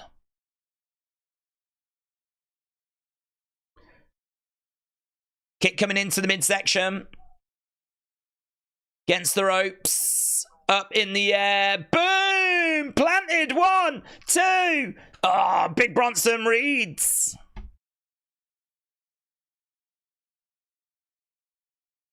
And we'll go into commercial break. Right. Daze, do we think that we'll get the 5th member tonight? I believe we get the 5th member tonight. Yes. I believe it. Daze, England play New Zealand soon. Will England beat New Zealand for the first time since 2008? I feel like England are in a bit of flux when it comes to cricket. I'm not sure that they're going to be able to beat New Zealand in New Zealand. That's going to be very difficult to do. We are getting ready, of course, for the Ashes, so this is a perfect test. It's going to be great. I'm really looking forward to it, but I wouldn't be shocked if we won a game, but I'm not sure we're going to take the series. Here is my main hope coming out of tonight. Please book the Wyatt stronger. They need to kayfabe injure the Miz. That is just my opinion, says Pooter. Sonny said it's either your spirit guide or it's Apollo. That's my deity that I worship. Okay. So how do I know who my spirit guide is? Can I find a name? I probably should know who it is, shouldn't I, really? It's a bit rude to ignore them. Oh, Ringside Fest is coming. That's good. Thursday. Oh, that's good. Brady, thank you. That's interesting. New figures will be shown on Thursday. Let's go, Queens. Let's go. Who is David Cameron? I don't trust anyone with two first names. I think that's Harley Cameron's dad. Pretty sure David Cameron is Harley Cameron, who's in AEW. I think it's her father. Why are outsiders in the bloodline? I don't like this, said Nathan. It should be about family. I don't want the bloodline to turn into NWO. Yeah, you're not alone. I was not keen. I was hoping that it would just stay family, but this got spoiled like a week ago, so I'm super used to it now. I've got used to it. Right, final part of the show. 7 minutes to go. King Yeti said, it's me. I'm your spirit guide. You're screwed, said King Yeti. Well, you say that, but you've been very supportive, and actually, you know, there's a lot of members on the channel now because of you. So if you are my spirit guide, King Yeti, I think you're doing a wonderful job. I am very satisfied. Very pleased, very grateful. So, yeah, I'll take that. Here we go. Look, Seth with a boom, big power bomb. They can't be real. Are they real? That can't be real. I just got sent this. Oh, yeah, no, I don't need him. Bye. I needed that. They sell it in Walmart, though. Is that real? That looks fake to me. That looks like some Temu stuff. I have never seen this shirt before. Shoulder up. I don't want unofficial merch.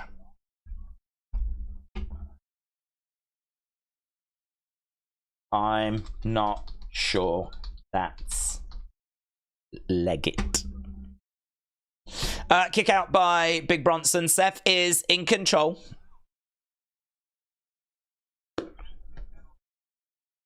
Here we go. Looking for double underhooks. Pedigree maybe here by Seth.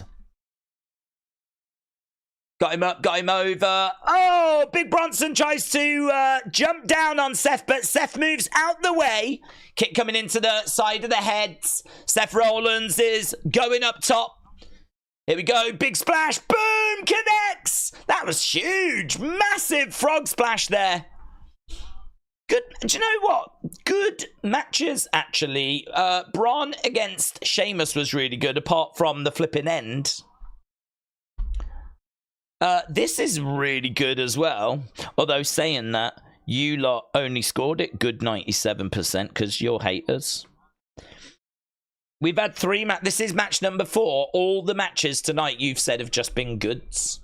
You're a hard actor, please, aren't you, eh? Oh, I think the ending did really take a lot away, didn't it, I suppose? I think you'll be into this. Here we go. Big Bronson Reed with Seth. Got him up in the air. Oh! It was like a brain buster. 1, 2. Ah! Big Bronson Reed. Dormouse said, can you be my spirit guide? Guys, I'll be all of your spirit guides. Yeah. If you're lost in this world, just look up to the heavens. I'll be looking down, giving you advice. Subliminal advice. Subliminal advice. Oh, misses with a senton. My advice will largely just be eat ice cream, because that makes everything better. Seth on the shoulders. Boom! Super kick. Kick to the midsection. Double underhooks. Here we go. Boom! Pedigree. Tries to roll him over. 1, 2. Kick out by Big Bronson Reed. Seth is pulling at his hair. Crowd are chanting, this is awesome. The live crowd like it. James says, you're not mine because you're not brave enough and you don't swear enough. I am actually yours, and I'm appalled at the language that you use. And I have filed several complaints with Jesus. Let's just say, James, that when you go to heaven, there will be a course that you're going to need to attend to correct your potty mouth, because we don't let potty mouths into heaven. So I've already been doing that work behind the scenes. Thank you. Seth going to the outside. He's looking to go up top. There was a stomp on Big Bronson Reed. Now he's going to go for a super duper stomp, is it? But he looks to the outside. There is Solo. Oh, a distraction. Oh, Big Bronson Reed. Oh, and a senton. Oh, and another. Look at there. Look at Solo. Solo like that. Nami! Tsunami! Tsunami! Tsunami! Yes! Big Bronson Reed getting it done.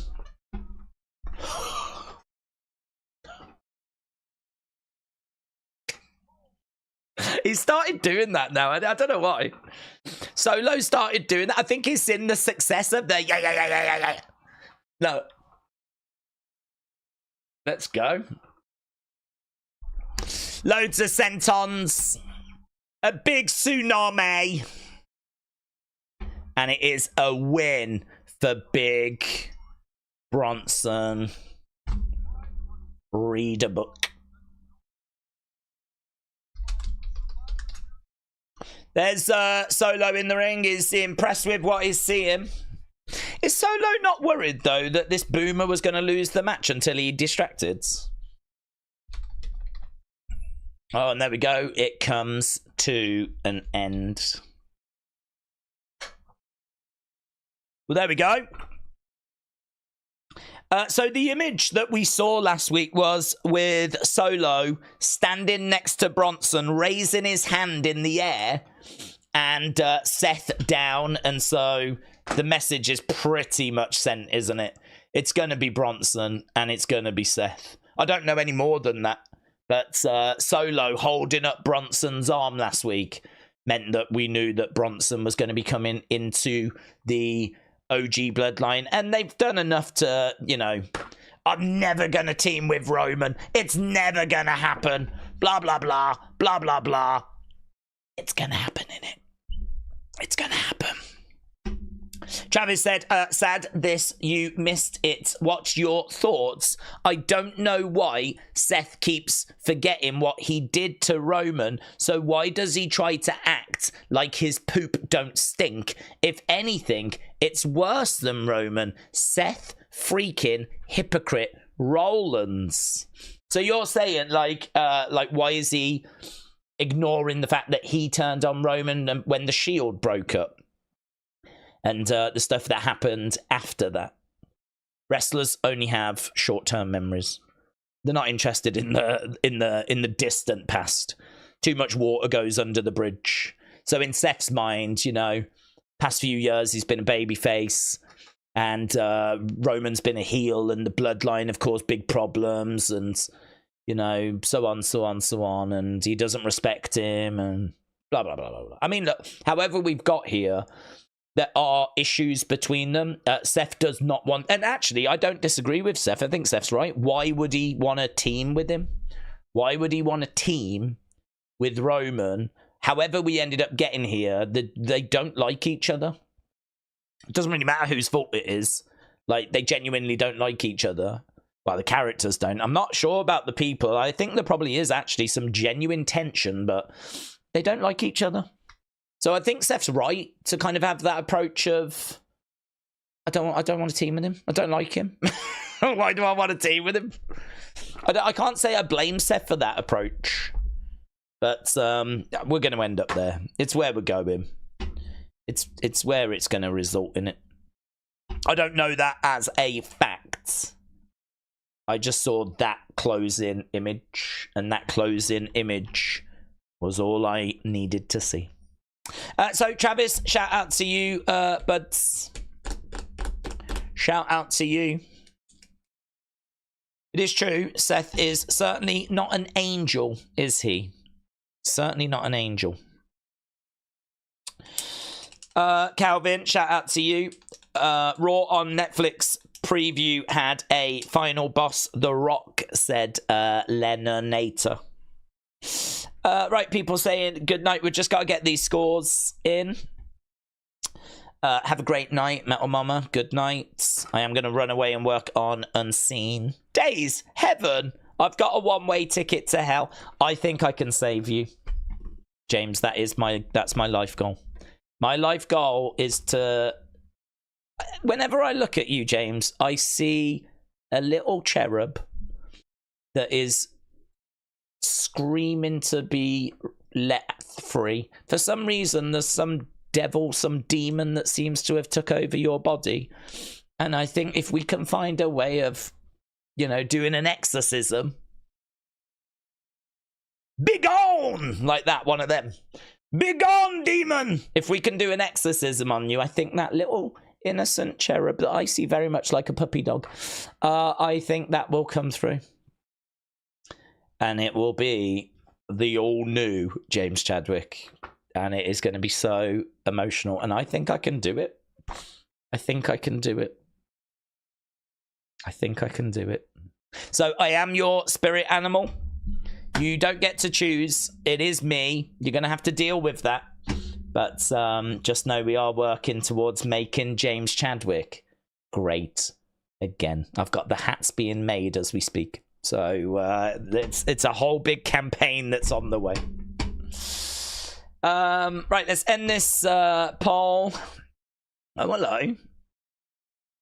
We've got, what have you sent me through? A halftime score song. Oh, I'm not playing that now. We're not getting stuck into that conversation now, but Wrestle with Andy has just sent something interesting, which I'll have a look at in a second. Andy, thank you. Right, and we are done. Right, thank you for joining us. Appreciate the support. We'll be back tomorrow with Wrestling Escape Pods. Yeah, don't forget. If you've got a skill, a talent you want to show off to the community, you can do that in tomorrow's Wrestling Escape Pods. Then, of course, we've got our NXT live stream. There'll be Unseens, loads of stuff on the way. So thanks for joining us. Appreciate the support. I will see you again next time. Bye for now.